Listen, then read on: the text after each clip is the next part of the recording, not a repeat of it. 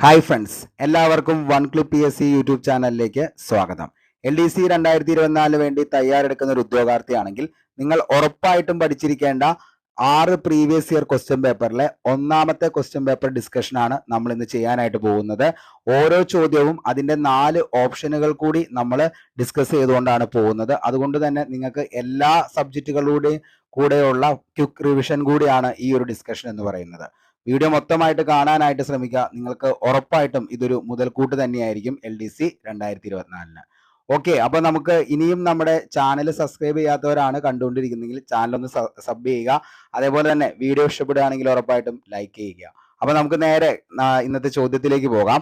ഒന്നാമത്തെ ചോദ്യം എന്ന് പറയുന്നത്, താഴെ പറയുന്നവയിൽ തെറ്റായ ബന്ധമേതാണ്? താഴെ പറയുന്നവയിൽ തെറ്റായ ബന്ധമേതാണ്? നമുക്ക് നോക്കാം. അയ്യങ്കാളി സാധുജന പരിപാലന സംഘം, വക്കം അബ്ദുൽ ഖാദർ മൗലവി, തിരുവിതാംകൂർ മുസ്ലിം മഹാജനസഭ, വാഗ്ബടാനന്ദൻ സമത്വ സമാജം. കേരള റെനൈസൻസ് ഒന്ന് മറച്ചു നോക്കിയ ഉദ്യോഗാർത്ഥിയാണെങ്കിൽ ഉറപ്പായിട്ടും ഇതിന്റെ ആൻസർ ഇപ്പൊ തന്നെ നിങ്ങൾക്ക് മനസ്സിലായിട്ടുണ്ടാവും. കാരണം അത്രത്തോളം ഇമ്പോർട്ടന്റ് ആയിട്ടുള്ള ഒരു സംഭവമാണ് ഈ പറയുന്നത്. അപ്പോൾ അയ്യങ്കാളിയുടെ സാധുജന പരിപാലന സംഘം എന്ന് പറയുന്ന ഈ ഒരു ബന്ധം ശരിയാണ്. വക്കം അബ്ദുൽ ഖാദർ മൗലവി, തിരുവിതാംകൂർ മുസ്ലിം മഹാജനസഭ, ഇതും ശരിയാണ്.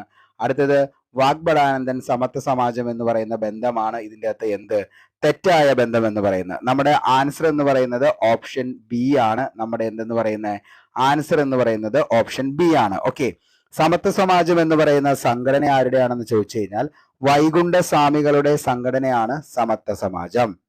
കേരളത്തിലെ സാമൂഹിക പരിഷ്കാരങ്ങൾക്ക് തുടക്കം കുറിച്ച നവോത്ഥാന പ്രസ്ഥാനമാണ് സമത്വ സമാജം എന്ന് പറയുന്നത്. സമത്വ സമാജം സ്ഥാപിച്ച വർഷം എന്നാണെന്ന് ചോദിച്ചു കഴിഞ്ഞാൽ അത് 1836 സമത്വ സമാജം സ്ഥാപിച്ചത്. ഇനി അടുത്ത് നമുക്ക് നോക്കാം. സാധുജന പരിപാലന സംഘം എന്ന് പറയുന്നത് ആരുടെയാണ്? സാധുജന പരിപാലന സംഘം അയ്യങ്കാളിയുടെയാണ്. അതായത് താഴ്ന്ന ജാതിക്കാർക്ക് പൊതുനിരത്തിലൂടെ യാത്രാ സ്വാതന്ത്ര്യം, സ്കൂളുകളിൽ പ്രവേശനം എന്നിവ അനുവദിക്കുക എന്ന ലക്ഷ്യത്തോടെ ആരംഭിച്ച സാമൂഹിക പ്രസ്ഥാനമാണ് സാധുജന പരിപാലന സംഘം എന്ന് പറയുന്നത്. സാധുജന പരിപാലന സംഘം സ്ഥാപിച്ച നവോത്ഥാന നായകനാണ് അയ്യങ്കാളി. സാധുജന പരിപാലന സംഘം സ്ഥാപിതമായ വർഷം എന്നാണെന്ന് ചോദിച്ചാൽ 1907 സാധുജന പരിപാലന സംഘം സ്ഥാപിതമായത്. സാധുജന പരിപാലന സംഘം രൂപീകരിക്കുന്നതിന് പ്രചോദനമായ സംഘടനയാണ് SNDP. സാധുജന പരിപാലന സംഘത്തിന്റെ മുഖപത്രം ഏതാന്ന് ചോദിച്ചാൽ അത് സാധുജന പരിപാലനി എന്ന് പറയുന്നതാണ് അതിന്റെ മുഖപത്രം എന്ന് പറയുന്നത്. നിലവിൽ വന്നത് 1913. ഓക്കെ, ഇനി വക്കം അബ്ദുൽ ഖാദർ മൗലവി ആരംഭിച്ച സംഘടനയാണ് അഖില തിരുവിതാംകൂർ മുസ്ലിം മഹാജനസഭ, അതേപോലെ മുസ്ലിം ഐക്യ സംഘം, മുസ്ലിം സമാജം ചിറയൻകീഴ്. ഇതൊക്കെ ആരുടെ കെയർ ഓഫിൽ വന്നതാണ്? വക്കം അബ്ദുൽ ഖാദർ മൗലവിയുടെ കെയർ ഓഫിൽ വന്ന സംഘടനകളാണ്. ഓക്കെ, ഇനി നമുക്ക് കുറച്ച് സാമൂഹിക പരിഷ്കർത്താവും അതേപോലെ അവരുടെ സംഘടനകളും വന്ന വർഷവും ഒന്ന് ഓടിച്ചു നോക്കാം. ചവറ കുര്യാക്കോസ് ഏലിയാസ് ചവറ CMI സഭ സ്ഥാപിച്ചത് വർഷം 1831. ഡോക്ടർ പൽപ്പു ആണ് ഗ്രേറ്റർ ഈഴവ അസോസിയേഷൻ 1896.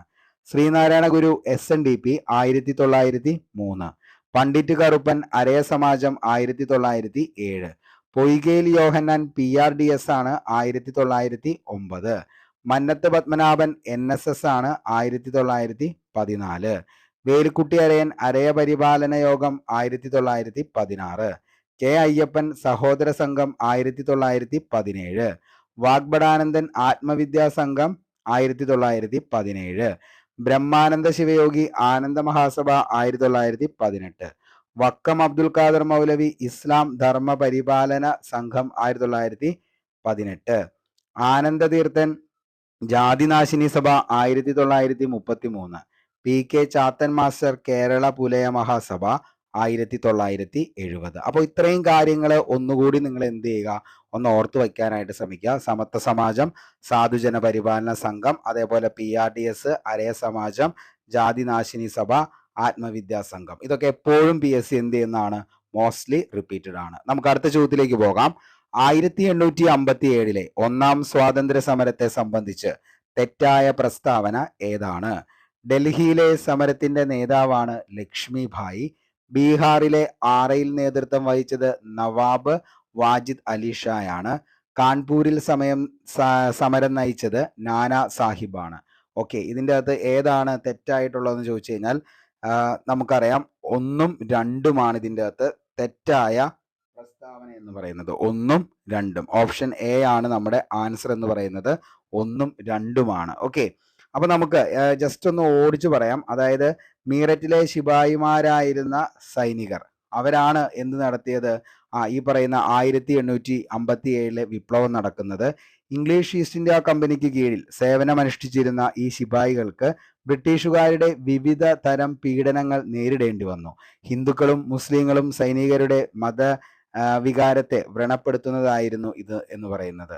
ബംഗാളിലെ ബരക്പൂർ പുതിയ തിര ഉപയോഗിക്കാൻ നിർബന്ധിച്ച് ബ്രിട്ടീഷ് ഉദ്യോഗസ്ഥനു നേരെ വെടിയുയർത്തിയ സൈനികൻ ആരാണെന്ന് ചോദിച്ചു കഴിഞ്ഞാൽ, അതായത് 1857 വിപ്ലവത്തിന്റെ ആദ്യ രക്തസാക്ഷി എന്നറിയപ്പെടുന്ന വ്യക്തി ആരാന്ന് ചോദിച്ചാൽ അതിന്റെ ഉത്തരവും ആര് തന്നെയാണ്? മംഗൾ പാണ്ഡെയാണ്. ഇതിന്റെ ഭാഗമായി ഈസ്റ്റ് ഇന്ത്യ കമ്പനിയുടെ സൈനിക ക്യാമ്പിൽ കലാപം പൊട്ടിപ്പുറപ്പെട്ട വർഷം എന്നാണ് ചോദിച്ചാൽ 1857 സൈനികരെ കൂടാതെ കർഷകരും കൈവേലക്കാരും നാടുവാഴികളും കലാപം സംഘടിപ്പിച്ചു. ഹിന്ദു മുസ്ലിം ഐക്യമായിരുന്നു കലാപത്തിന്റെ യഥാർത്ഥ ശക്തി എന്ന് പറയുന്നത്.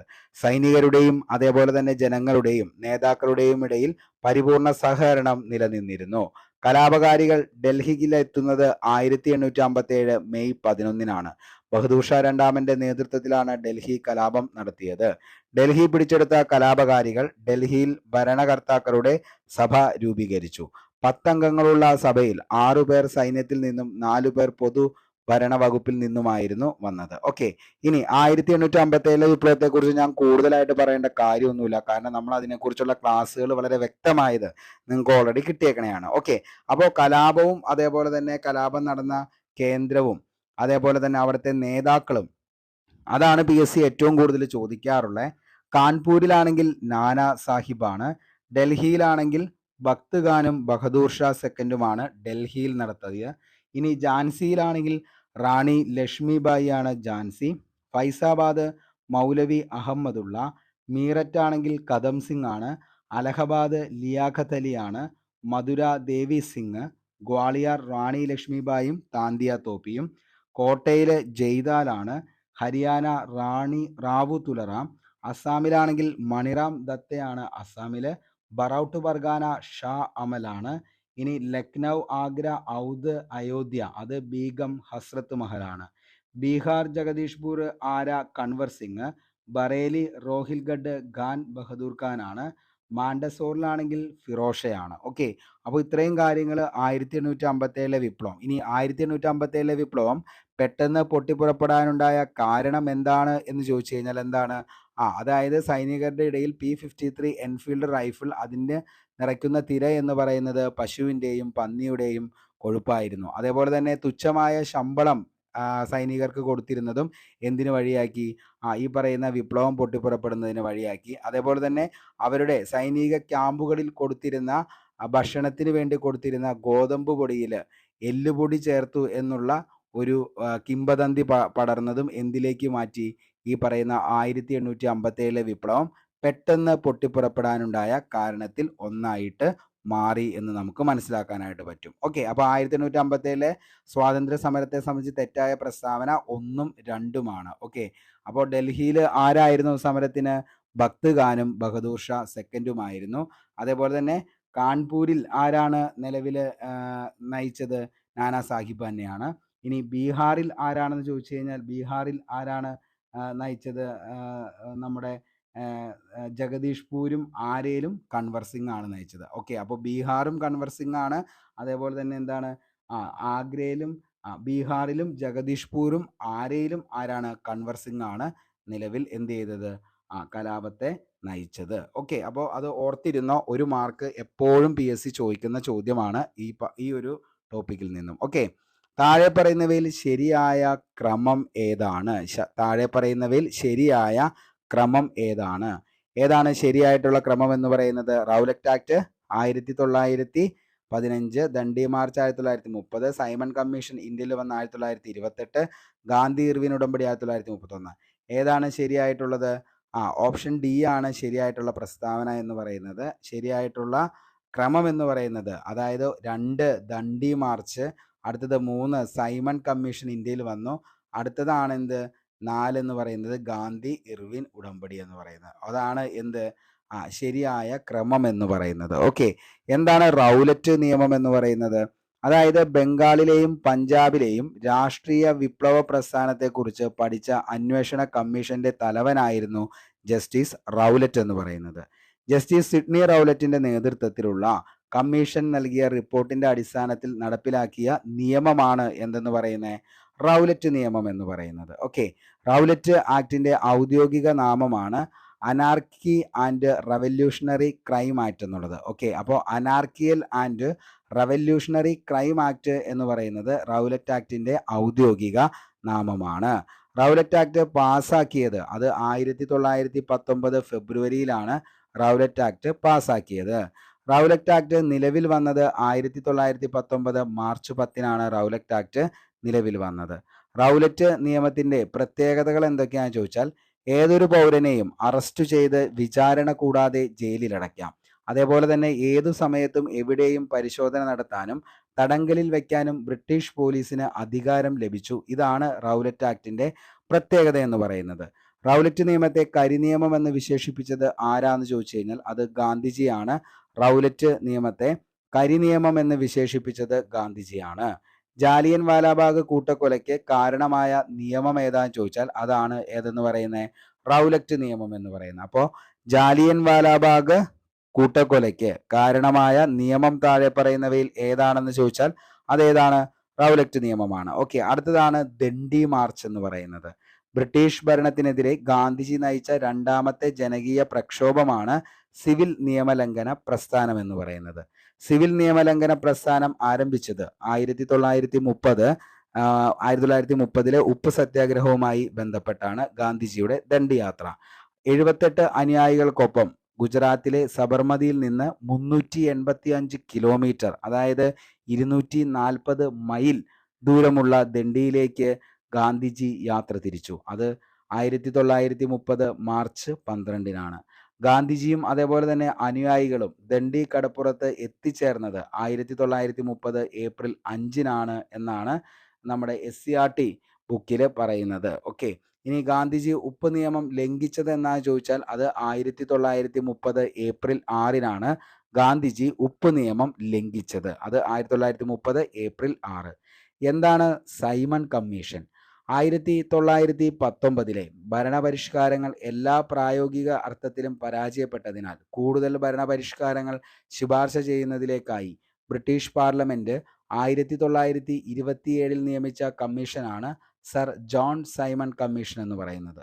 സൈമൺ കമ്മീഷന്റെ ഔദ്യോഗിക നാമമാണ് ഇന്ത്യൻ സ്റ്റാറ്റ്യൂട്ടറി കമ്മീഷൻ എന്നത്. സൈമൺ കമ്മീഷന്റെ അധ്യക്ഷനാണ് സർ ജോൺ സൈമൺ. സൈമൺ കമ്മീഷനിലെ ആകെ അംഗങ്ങളാണ് 7 പേര്. ജോൺ സൈമണും കമ്മീഷൻ അംഗങ്ങളെയും മുംബൈയിലെത്തിയത് എന്നാണെന്ന് ചോദിച്ചു കഴിഞ്ഞാൽ അത് 1928 ഫെബ്രുവരി 3-നാണ് ജോൺ സൈമണും കമ്മീഷൻ അംഗങ്ങളും മുംബൈയിൽ എത്തിയത്. ഇനി സൈമൺ കമ്മീഷൻ ഇന്ത്യ സന്ദർശിച്ചപ്പോൾ ഇന്ത്യയിലെ വൈസ്രോയി ആരായിരുന്നു എന്ന് ചോദിച്ചാൽ അത് ഇർവിൻ പ്രഭുവാണ്. സൈമൺ കമ്മീഷൻ അംഗമായിരുന്നതും പിന്നീട് ബ്രിട്ടനിൽ പ്രധാനമന്ത്രി പദവി വഹിച്ചിട്ടുള്ളതുമായ വ്യക്തിയാണ് ക്ലെമന്റ് ആറ്റ്ലി. അപ്പോൾ സൈമൺ കമ്മീഷനിൽ അംഗമായിരുന്നതും പിന്നീട് ബ്രിട്ടനിൽ പ്രധാനമന്ത്രി പദവി വഹിച്ചിട്ടുള്ള വ്യക്തിയാണ് ക്ലെമന്റ് ആറ്റ്ലി. സൈമൺ കമ്മീഷൻ അറിയപ്പെട്ടിരുന്ന മറ്റൊരു പേരാണ് white men commission. White men commission എന്നറിയപ്പെടുന്നത് ഏതാണെന്ന് ചോദിച്ചാൽ അതും ഏത് തന്നെയാണ്? സൈമൺ കമ്മീഷൻ തന്നെയാണ്. നിയമലംഘന പ്രസ്ഥാനത്തെ അടിച്ചമർത്തുന്നതിൽ പരാജയപ്പെട്ടതിനെ തുടർന്ന് 1931 വൈസ്രോയി ഇർവിൻ പ്രഭു കോൺഗ്രസുമായി ഗാന്ധിജി സന്ധി സംഭാഷണത്തിൽ ഏർപ്പെട്ടു. അതേപോലെ ഗാന്ധിജിയും ഇർവിൻ പ്രഭുവും ഉടമ്പടിയിൽ ഒപ്പുവെച്ചത് എന്നാന്ന് ചോദിച്ചു കഴിഞ്ഞാൽ അതാണ് 1931 മാർച്ച് 5. അതാണ് ഗാന്ധി ഇർവിൻ ഉടമ്പടി എന്ന പേരിൽ അറിയപ്പെടുന്നത്. ഗാന്ധി ഇർവിൻ ഉടമ്പടി അറിയപ്പെടുന്ന മറ്റൊരു പേരാണ് ഡൽഹി ഉടമ്പടി. അപ്പോൾ ഗാന്ധി ഇർവിൻ ഉടമ്പടി അതർവൈസ് നോണസ് എന്താണ്? ഡൽഹി ഉടമ്പടി. ഗാന്ധി ഇർവിൻ സന്ധി ഒപ്പുവയ്ക്കാൻ ബ്രിട്ടീഷ് ഗവൺമെന്റ് നിർബന്ധിതമായ സാഹചര്യമാണ് കോൺഗ്രസിന്റെ സഹകരണമില്ലാതെ യാതൊരു തീരുമാനവും എടുക്കാൻ കഴിയില്ല എന്ന് മനസ്സിലാക്കിയ ശേഷമാണ് അവർ ഈ ഉടമ്പടിയിൽ എന്ത് ചെയ്തത്? ഒപ്പുവച്ചത്. ഓക്കെ, അപ്പോൾ എന്താണ് താഴെ പറയുന്നതിൽ ശരിയായ ക്രമം എന്ന് പറയുന്നത് ഏതാണെന്ന് ചോദിച്ചാൽ എന്താണ് രണ്ടാമത്തെയും മൂന്നാമത്തെയും നാലാമത്തെയാണ്. ഓക്കെ, അപ്പോൾ Dandi March, Simon commission, Gandhi Irwin ഉടമ്പടി. ഓക്കെ, നമുക്ക് അടുത്ത ചോദ്യത്തിലേക്ക് പോവാം. സോഷ്യൽ കോൺട്രാക്ട് എന്ന ഗ്രന്ഥത്തിന്റെ രചയിതാവ് ആരാണ്? സോഷ്യൽ കോൺട്രാക്ട് എന്ന ഗ്രന്ഥത്തിന്റെ രചയിതാവ്. മോസ്റ്റ്ലി റിപ്പീറ്റഡ് ആണ് ഈ ഒരു ചോദ്യം. ഫ്രഞ്ച് റവല്യൂഷന്റെ ആ ഒരു എന്താണ് സമയത്ത് നമ്മൾ ഇത് ചർച്ച ചെയ്ത് പോയതാണ് ഈ ഒരു ചോദ്യം എന്ന് പറയുന്നത്. സോഷ്യൽ കോൺട്രാക്ട് എന്താണ്? റിപ്പബ്ലിക് എന്ന ആശയം ആദ്യമായി അവതരിപ്പിക്കപ്പെട്ട ഗ്രന്ഥമാണ് സോഷ്യൽ കോൺട്രാക്ട്.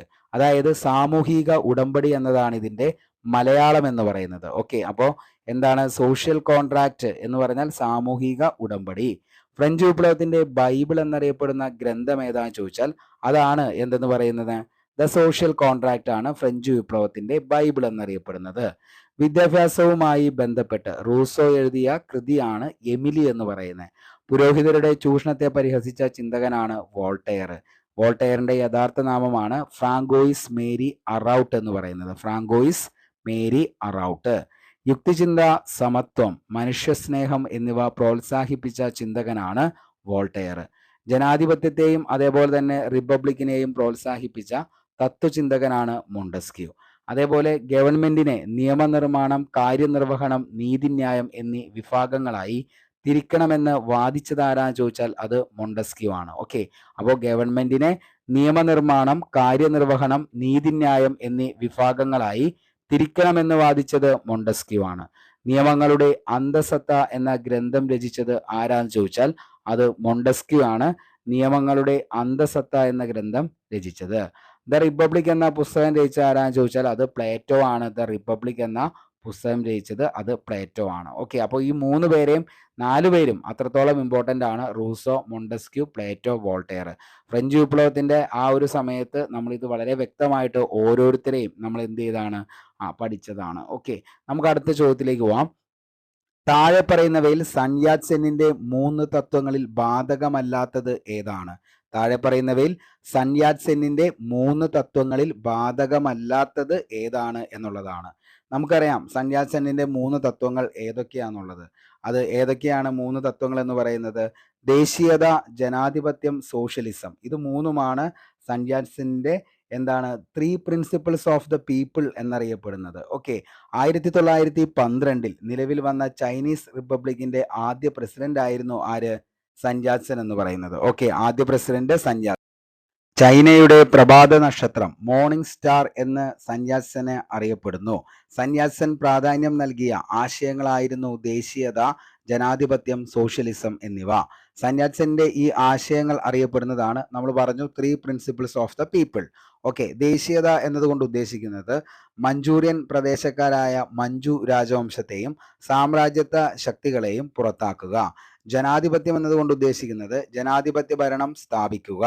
സോഷ്യലിസം മൂലധനത്തെ നിയന്ത്രിക്കുകയും ഭൂമി തുല്യമായി വിതരണം നടത്തുകയും ചെയ്യുക. ഇതാണ് ദേശീയത, ജനാധിപത്യം, സോഷ്യലിസം എന്നതുകൊണ്ട് സൻ യാറ്റ് സെൻ ഉദ്ദേശിച്ചത്. ഓക്കെ, അപ്പോൾ എന്താണ് 1912 നിലവിൽ വന്ന ചൈനീസ് റിപ്പബ്ലിക്കിന്റെ ആദ്യ പ്രസിഡന്റ് ആരെന്ന് പറയുന്നത് നമ്മുടെ സൻ യാറ്റ് സെൻ എന്ന് പറയുന്നത്. ഓക്കെ, അദ്ദേഹത്തിന്റെ പ്രിൻസിപ്പിൾ ആണ് ഈ പറയുന്ന ദേശീയത, ജനാധിപത്യം, സോഷ്യലിസം. ഓക്കെ, ഇനി നമുക്ക് അടുത്ത ചോദ്യത്തിലേക്ക് പോവാം. അപ്പോൾ ഇതിൻ്റെ അകത്ത് ഏതാണ് ശരിയായിട്ടുള്ള ഉത്തരം എന്ന് പറയുന്നത്? അതായത് 2 മാത്രമാണ് ഇതിൻ്റെ അകത്ത് ശരി. ഓപ്ഷൻ ഡി ആണ് ഇതിന്റെ ഉത്തരം എന്ന് പറയുന്നത്. അപ്പോൾ താഴെ പറയുന്നവയിൽ സൻ യാറ്റ് സെന്റെ 3 തത്വങ്ങളിൽ ബാധകമല്ലാത്തത് ഏതാന്ന് ചോദിച്ചു കഴിഞ്ഞാൽ ബാധകമല്ലാത്തത് ഏതാണ്? സമഗ്രാധിപത്യമാണ്. ബാക്കി 3 എന്താണ്? സൻ യാറ്റ് സെന്റെ 3 തത്വങ്ങളിൽ പെട്ടതാണ്. ഓക്കെ, ഇനി 6ാമത്തെ ചോദ്യത്തിലേക്ക് പോകാം. 2022 ഖത്തർ ലോകകപ്പ് ഫുട്ബോൾ മത്സരവുമായി ബന്ധപ്പെട്ട് താഴെ പറയുന്ന പ്രസ്താവനയിൽ തെറ്റായ പ്രസ്താവന ഏതാണ് എന്നുള്ളതാണ് ഇതിൻ്റെ അകത്ത് ചോദിച്ചിരിക്കുന്നത്. അപ്പോൾ ഏതാണ് തെറ്റായ പ്രസ്താവന എന്ന് പറയുന്നത്? ഓപ്ഷൻ നമുക്ക് എ ആണ് ഇതിൻ്റെ അകത്ത് തെറ്റായ പ്രസ്താവന എന്ന് പറയുന്നത്. എന്താണ് ഓപ്ഷൻ 3 എന്ന് പറയുന്നത്? 2022 അർജന്റീനയുടെ 2ാം ലോകകപ്പ് കിരീട നേട്ടമാണ് എന്ന് പറയുന്നതാണ് ഇതിൻ്റെ അകത്ത് തെറ്റെന്ന് പറയുന്നത്. അതായത് 2022 22ാമത് ഫിഫ ലോകകപ്പിന് വേദിയായതാണ് ഖത്തർ. അർജന്റീനയുടെ എത്രാമത്തെ ലോകകപ്പ് കിരീടമായിരുന്നു അതെന്ന് പറയുന്നത്? 3ാമത്തെയാണ്. ഓക്കെ, അപ്പോൾ അർജന്റീന ഫുട്ബോൾ ലോകകപ്പ് നേടിയ വർഷങ്ങൾ ചോദിച്ചു കഴിഞ്ഞാൽ 1978, 1986, 2022. അതായത് മൂന്നാമത്തെ കിരീടമായിരുന്നു. 36 വർഷത്തെ ഇടവേളയ്ക്ക് ശേഷമാണ് അർജന്റീന ലോക കിരീടം സ്വന്തമാക്കിയത്. റണ്ണറപ്പ് ആരാന്ന് ചോദിച്ചാൽ നമുക്കറിയാം ആരാണ്. ഫ്രാൻസ് ആണ് റണ്ണറപ്പ്. ടൂർണമെന്റിലെ ഏറ്റവും മികച്ച താരത്തിനുള്ള ഗോൾഡൻ ബോൾ പുരസ്കാരം നേടിയത് ലയണൽ മെസ്സിയാണ് അർജന്റീന. അതേപോലെ ഏറ്റവും കൂടുതൽ ഗോളുകൾ നേടുന്ന താരത്തിനുള്ള ഗോൾഡൻ ബൂട്ട് പുരസ്കാരം നേടിയത് കിലിയൻ എംബാപ്പയാണ്. ഫ്രാൻസിന്റെ 8 ഗോളുകളാണ് കിലിയൻ എംബാപ്പെ നേടിയത്. മികച്ച ഗോൾ കീപ്പർക്കുള്ള ഗോൾഡൻ ഗ്ലൗ പുരസ്കാരം നേടിയത് എമിലിയാനോ മാർട്ടിനസ് ആണ്. അർജന്റീനയുടെ മികച്ച യുവതാരമായി തെരഞ്ഞെടുത്തത് ആരാന്ന് ചോദിച്ചാൽ ആരാണ്. എൻസോ ഫെർണാണ്ടസ് ആണ് അർജന്റീന. ഫിഫ പ്ലേ ട്രോഫി നേടിയത് ഇംഗ്ലണ്ടാണ്. ഫെയർ പ്ലേ ട്രോഫി നേടിയത് ഇംഗ്ലണ്ടുമാണ്. ഓക്കെ, അപ്പോൾ ഇത്രയും കാര്യങ്ങളൊന്ന് ഓർത്തു വെച്ചോ. അർജന്റീനയ്ക്ക് കിട്ടിയത് മൂന്നാമത്തെയാണ്. ഏതൊക്കെ വർഷ? 78, 86, 2022. ഓക്കെ, നമുക്ക് അടുത്ത ചോദ്യത്തിലേക്ക് പോകാം. അതായത് 7ാമത്തെ ചോദ്യമാണ്. പാലക്കാട് ബന്ധിപ്പിക്കുന്നത് ഇവയെ തമ്മിലാണ്. ഏവയെ തമ്മിലാണ് ബന്ധിപ്പിക്കുന്നത്?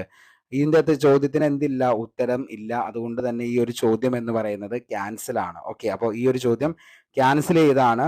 അപ്പോൾ ചുരങ്ങളും ബന്ധിപ്പിക്കുന്ന സ്ഥലങ്ങളും നമുക്കൊന്ന് ഓടിച്ചു നോക്കാം. പാലക്കാട് ആണെങ്കിൽ പാലക്കാട് കോയമ്പത്തൂര്, താമരശ്ശേരി ചുരം കോഴിക്കോട് മൈസൂര്, ആര്യങ്കാവ് ചുരം പുനലൂര് ചെങ്കോട്ട, പെരിയ ചുരം മാനന്തവാടി മൈസൂര്, പേരമ്പാടി കണ്ണൂർ കൂർഗാണ്, പാൽച്ചുരം എന്ന് പറയുന്നത് വയനാട് കണ്ണൂര്, ബോഡി നായ്ക്കന്നൂര് ഇടുക്കി മധുരയാണ് ബോഡി നായ്ക്കന്നൂര്, അരുവാമൊഴി എന്ന് പറയുന്നത് തിരുവനന്തപുരം തിരുനെൽവേലിയാണ്, നാടുകാണി നിലമ്പൂർ ഗൂഡല്ലൂരാണ് നാടുകാണി നിലമ്പൂർ ഗൂഡല്ലൂർ. ഓക്കെ, അപ്പോൾ ഏറ്റവും ഇമ്പോർട്ടൻ്റ് ആയിട്ടുള്ള ചുരങ്ങളും അവ ബന്ധിപ്പിക്കുന്ന സ്ഥലങ്ങളുമാണ് നമ്മൾ പറഞ്ഞത്. ഓർത്തു വച്ചോ, ഒരു മാർക്ക് ഇതിൻ്റെ ഒന്ന് ചോദിക്കാവുന്നതാണ്. ഓക്കെ, നമുക്ക് അടുത്ത ചോദ്യത്തിലേക്ക് പോകാം. എട്ടാമത്തെ ചോദ്യം ഉപ്പുജല തടാകമായ സാമ്പാർ തടാകം സ്ഥിതി ചെയ്യുന്നത് എവിടെയാണ്? ഉപ്പുജല തടാകമായ സാമ്പാർ തടാകം സ്ഥിതി ചെയ്യുന്നത് എവിടെയാണ്?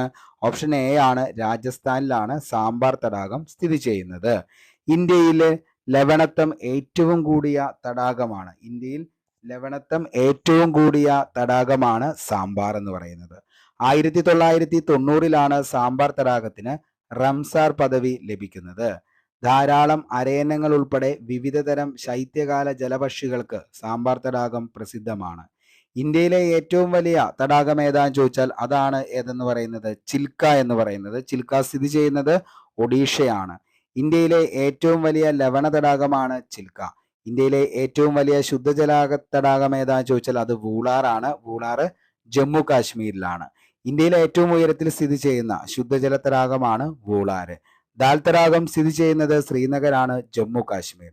ദാൽ തടാകം അറിയപ്പെടുന്ന മറ്റു പേരുകളാണ് പൂക്കളുടെ തടാകം, കാശ്മീരിന്റെ കിരീടത്തിലെ രത്നം, ശ്രീനഗറിലെ രത്നം.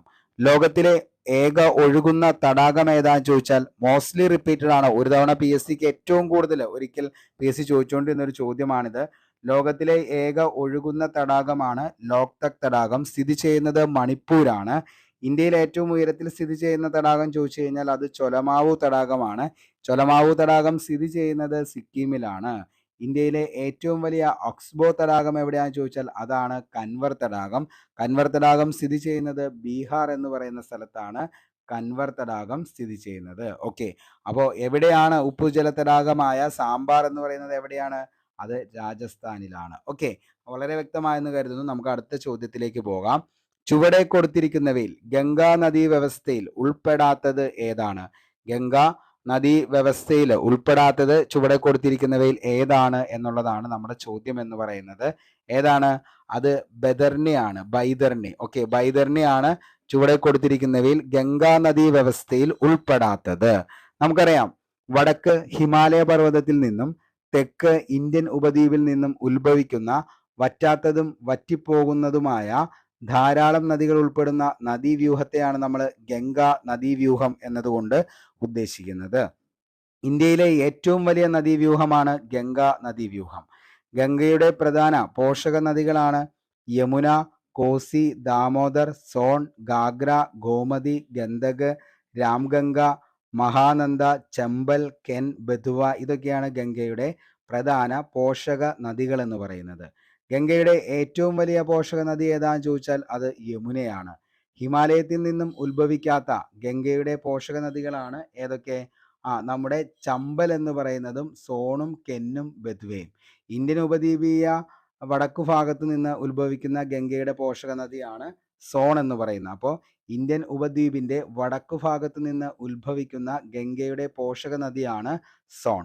ഗംഗാ നദിയുടെ ഇടതുതീരത്തുള്ള പ്രധാന പോഷക നദികളാണ് രാംഗംഗ, ഗോമതി, ഗാഗ്ര, ഗണ്ഡക്, കോസി, മഹാനന്ദ. ഓക്കെ, ഇനി ഉപദ്വീപീയ ഇന്ത്യയിലെ കിഴക്കോട്ടൊഴുകുന്ന നദികളിൽ ഒന്നാണ് ബൈതർണി എന്ന് പറയുന്നത്. ഒഡീഷയിലെ കിയോഞ്ചർ ജില്ലയിൽ കുന്നുകളിൽ നിന്നാണ് ബൈതർണി നദി ഉത്ഭവിക്കുന്നത്. ഓക്കെ, അപ്പോൾ ഒഡീഷയിലെ കിയോഞ്ചാർ ജില്ലയിലെ കുന്നുകളിൽ നിന്നുമാണ് ബൈതർണി നദി ഉത്ഭവിക്കുന്നത്. ബൈതർണി നദിയുടെ പതനസ്ഥാനം എവിടെയാണെന്ന് ചോദിച്ചു കഴിഞ്ഞാൽ അതെവിടെയാണ്? അത് ബംഗാൾ ഉൾക്കടലിലാണ് ബൈതർണി നദിയുടെ പതനസ്ഥാനം. ഓക്കെ, അപ്പോൾ ഉപദ്വീപീയ ഇന്ത്യയിലെ കിഴക്കോട്ടൊഴുകുന്ന നദികളിൽ ഒന്നാണ് ഏതെന്ന് പറയുന്നത്? ബൈതർണി എന്ന് പറയുന്നത്. അപ്പോൾ അതുകൊണ്ടാണ് ചുവടെ കൊടുത്തിരിക്കുന്ന ഗംഗാ നദീ വ്യവസ്ഥയിൽ ഉൾപ്പെടാത്ത നദി എന്നറിയപ്പെടുന്നത് ഏതാന്ന് ചോദിച്ചാൽ അത് ബൈതർണിയാണ്. ഒഡീഷയിലെ കിയോഞ്ചോർ ജില്ലയിലെ കുന്നുകളിൽ നിന്നുമാണ് ബൈതർണി ഉത്ഭവിക്കുന്നത്. പതിക്കുന്നത് എവിടെയാണ്? ബംഗാൾ ഉൾക്കടലില്. വളരെ വ്യക്തമായെന്ന് കരുതുന്നു. നമുക്ക് അടുത്ത ചോദ്യത്തിലേക്ക് പോകാം. പത്താമത്തെ ചോദ്യം പമ്പാ നദിയുടെ പതനസ്ഥാനം എവിടെയാണ്? പമ്പാ നദിയുടെ പതനസ്ഥാനം എവിടെയാണ്? പമ്പാ നദിയുടെ പതനസ്ഥാനം എവിടെയാണ്? വേമ്പനാട്ട് കായലിലാണ്. നമുക്കറിയാം, ഒത്തിരി തവണ ചോദിച്ച ചോദ്യമാണ്. പമ്പാ നദീനെ കുറിച്ചൊക്കെ നമ്മൾ ഒത്തിരി തവണ ഡിസ്കസ് ചെയ്തതാണ്. അതായത് പമ്പയുടെ ആകെ നീളം എത്രയാണെന്ന് ചോദിച്ചാൽ 176 കിലോമീറ്റർ ആണ്. ഉത്ഭവം പുളച്ചിമലയാണ്, പീരുമേട് പീഠഭൂമി. കേരളത്തിലെ ഏറ്റവും നീളം കൂടിയ മൂന്നാമത്തെ നദി ഏതാണെന്ന് ചോദിച്ചാൽ അതിന്റെ ഉത്തരമാണ് പമ്പാ നദി എന്ന് പറയുന്നത്. കേരളത്തിലെ ഏറ്റവും നീളം കൂടിയ മൂന്നാമത്തെ നദി. ശബരിമല സ്ഥിതി ചെയ്യുന്ന നദീതീരമാണ് പമ്പാ നദീതീരം. ദക്ഷിണ ഭഗീരഥി എന്നറിയപ്പെടുന്ന നദി. പ്രാചീന കാലത്ത് ബാരിസ് എന്നറിയപ്പെട്ടിരുന്നത് ഏതാന്ന് ചോദിച്ചു കഴിഞ്ഞാൽ അതും ഏത് തന്നെയാണ്? പമ്പാ നദിയാണ്. തിരുവിതാംകൂറിന്റെ ജീവനാഡി എന്നറിയപ്പെടുന്ന നദിയാണ് തിരുവിതാംകൂറിന്റെ ജീവനാഡി. ചെറുകോൽപ്പുഴ ഹിന്ദു മഹാസമ്മേളനം നടക്കുന്ന നദീതീരമാണ്. അതേപോലെ പമ്പാ നദി ഒഴുകുന്ന ജില്ലകൾ ഏതാണ്? PSC എപ്പോഴും ചോദിക്കാറുണ്ട്. ഏതാണ് പമ്പാ നദി ഒഴുകുന്ന ജില്ലകൾ എന്ന് പറയുന്നത്? പത്തനംതിട്ട, ഇടുക്കി, ആലപ്പുഴയാണ്. പമ്പയുടെ ദാനം എന്നറിയപ്പെടുന്ന സ്ഥലം ഏതാന്ന് ചോദിച്ചാൽ അത് കുട്ടനാടാണ്. പമ്പയുടെ പതനസ്ഥാനം എവിടെയാണെന്ന് ചോദിച്ചാൽ അത് വേമ്പനാട്ടു കായലിലാണ് പമ്പയുടെ പതനസ്ഥാനം എന്ന് പറയുന്നത്. അപ്പോൾ ഏറ്റവും ഇമ്പോർട്ടൻ്റ് ആയിട്ടുള്ള പോയിന്റ്സ് പമ്പയുമായി ബന്ധപ്പെട്ടുള്ളതൊന്ന് ഓർത്തു വെച്ചോ. ഇമ്പോർട്ടൻ്റ് ആണ്, എപ്പോഴും PSC ചോദിക്കുന്നതാണ്. എന്ത്? പമ്പ, അതേപോലെ തന്നെ എന്താണ് നമ്മുടെ പെരിയാർ എന്നതിനെ കുറിച്ചൊക്കെ എപ്പോഴും ചോദിക്കാറുണ്ട്. ഓക്കെ, നമുക്ക് അടുത്ത ചോദ്യത്തിലേക്ക് പോവാം. താഴെ കൊടുത്തിരിക്കുന്നവയിൽ അന്തരീക്ഷത്തിന്റെ ഏറ്റവും മുകളിലത്തെ പാളി ഏതാണ് എന്നുള്ളതാണ്. താഴെ കൊടുത്തിരിക്കുന്നവയിൽ അന്തരീക്ഷത്തിന്റെ ഏറ്റവും മുകളിലത്തെ പാളി ഏതാന്ന് ചോദിച്ചാൽ അതാണ് ഏതെന്ന് പറയുന്നത്? തെർമോസ്ഫിയർ എന്ന് പറയുന്നത്. തെർമോസ്ഫിയർ ആണ് അന്തരീക്ഷത്തിലെ എന്താണ് ഏറ്റവും മുകളിലത്തെ പാളി എന്ന് പറയുന്നത്. സ്വഭാവത്തിന്റെ അടിസ്ഥാനത്തിൽ അന്തരീക്ഷത്തെ കുത്തനെയുള്ള 2 മേഖലകളായി നമുക്ക് തരംതിരിക്കാം. ഓക്കെ, അതിൻ്റെ അകത്ത് ഒന്നാമത്തെ എന്ന് പറയുന്നത് ഹോമോസ്ഫിയർ എന്നതാണ് ഒന്നാമത്തെ മേഖല. രണ്ടാമത്തെയാണ് ഹെറ്ററോസ്ഫിയർ എന്ന് പറയുന്നത്. ഓക്കെ, ഇനി അന്തരീക്ഷത്തിലെ ഹോമോസ്ഫിയർ എത്ര കിലോമീറ്റർ ഉയരെയാണ് വ്യാപിച്ചു കിടക്കുന്നതെന്ന് ചോദിച്ചാൽ ഏകദേശം 100 കിലോമീറ്റർ വരെ വ്യാപിച്ചു കിടക്കുന്നതാണ് ഏതെന്ന് പറയുന്നത്? ഹോമോസ്ഫിയർ എന്ന് പറയുന്നത്. ഓക്കെ, ഇനി ഭൂമിയുടെ ഉപരിതലത്തിൽ നിന്നും 100 കിലോമീറ്ററിൽ കൂടുതൽ ഉയരത്തിൽ അന്തരീക്ഷ മേഖല ഏതാന്ന് ചോദിച്ചാൽ അതാണ് ഏതെന്ന് പറയുന്നത്? ഹെറ്ററോസ്ഫിയർ എന്ന് പറയുന്നത്. ഓക്കെ, അപ്പോൾ എന്താണ്? ഭൂമിയുടെ എന്താണ് ഉപരിതലത്തിൽ നിന്നും 100 കിലോമീറ്ററിൽ കൂടുതൽ ഉയരത്തിൽ സ്ഥിതി ചെയ്യുന്നു, അതാണ് ഏതെന്ന് പറയുന്നത്? ഹെറ്ററോസ്ഫിയർ എന്ന് പറയുന്നത്. ഇനി ഭൂമിയുടെ ഉപരിതലത്തിൽ നിന്നും മുകളിലേക്ക് പോകുന്തോറും അന്തരീക്ഷ ഊഷ്മാവിൽ എന്ത് ചെയ്യുന്നു? വ്യതിയാനം സംഭവിക്കുന്നു. ഈ വ്യതിയാനത്തിന്റെ അടിസ്ഥാനത്തിലാണ് അന്തരീക്ഷ പാളികളായിട്ടുള്ള ഹോമോസ്ഫിയറിനെ 5 വ്യത്യസ്ത പാളികളായിട്ട് വീണ്ടും തരംതിരിക്കുന്നത്. അത് നമ്മൾ എപ്പോഴും പഠിക്കാറുണ്ട്. അതാണ് ഏതൊക്കെ? ട്രോപ്പോസ്ഫിയർ എന്ന് പറയുന്നത് ഒന്നാമത്തെ, രണ്ടാമത്തെ സ്ട്രാറ്റോസ്ഫിയർ, മൂന്നാമത്തെ മിസോസ്ഫിയർ, നാലാമത്തെ തെർമോസ്ഫിയറും അയണോസ്ഫിയറും, അഞ്ചാമത്തെയാണ് ഏതെന്ന് പറയുന്നത്? എക്സോസ്ഫിയർ എന്ന് പറയുന്നത്. ഓക്കെ, അപ്പോൾ troposphere, stratosphere, mesosphere, thermosphere or ionosphere അല്ലെങ്കിൽ എക്സോസ്ഫിയർ. ഓക്കെ, എപ്പോഴും PSC വളരെയധികം ഇഷ്ടപ്പെട്ട ഒരു മേഖലയാണ് ജോഗ്രഫിയുമായി ബന്ധപ്പെട്ട് ഈ പറയുന്ന അന്തരീക്ഷവും അന്തരീക്ഷത്തിന്റെ എത്രയായിട്ടാണ് തരംതിരിച്ചിരിക്കുന്നത്, അതിൻ്റെ ഓരോ സ്ഥലത്തെയും പ്രത്യേകതകൾ PSC എന്താണ് എപ്പോഴും ചോദിക്കാറുണ്ട്. നമുക്ക് നേരെ ട്രോപ്പോസ്ഫിയറിലേക്ക് പോവാം. ഭൂമിയുടെ ഉപരിതലത്തോട് ചേർന്ന് കാണപ്പെടുന്ന അന്തരീക്ഷ പാളിയാണ് ട്രോപ്പോസ്ഫിയർ. മനുഷ്യനുൾപ്പെടെയുള്ള ജീവജാലങ്ങൾ വസിക്കുന്ന ഏറ്റവും താഴ്ന്ന വിധാനത്തിലുള്ള അന്തരീക്ഷ പാളിയാണ് ട്രോപ്പോസ്ഫിയർ. ഓക്കെ, മേഘങ്ങൾ, പ്രകാശം, താപം എന്നിവയെല്ലാം ഓരോ ദിവസവും നിരവധി മാറ്റങ്ങൾ സംഭവിക്കുന്നതും ഏതിലാണ്? ഈ പറയുന്ന ട്രോപ്പോസ്ഫിയറിലാണ്. ഓക്കെ, ഇനി മേഘങ്ങൾ, പ്രകാശം, താപം എന്നിവയിലെല്ലാം ഓരോ ദിവസം നിരവധി മാറ്റങ്ങൾ സംഭവിക്കുന്നു. കാലാവസ്ഥ പ്രതിഭാസങ്ങൾ കാണപ്പെടുന്ന അന്തരീക്ഷ പാളി, ഇതാണ് PSC എപ്പോഴും ചോദിക്കാറുള്ള കാലാവസ്ഥാ പ്രതിഭാസങ്ങൾ കാണപ്പെടുന്ന അന്തരീക്ഷ പാളി.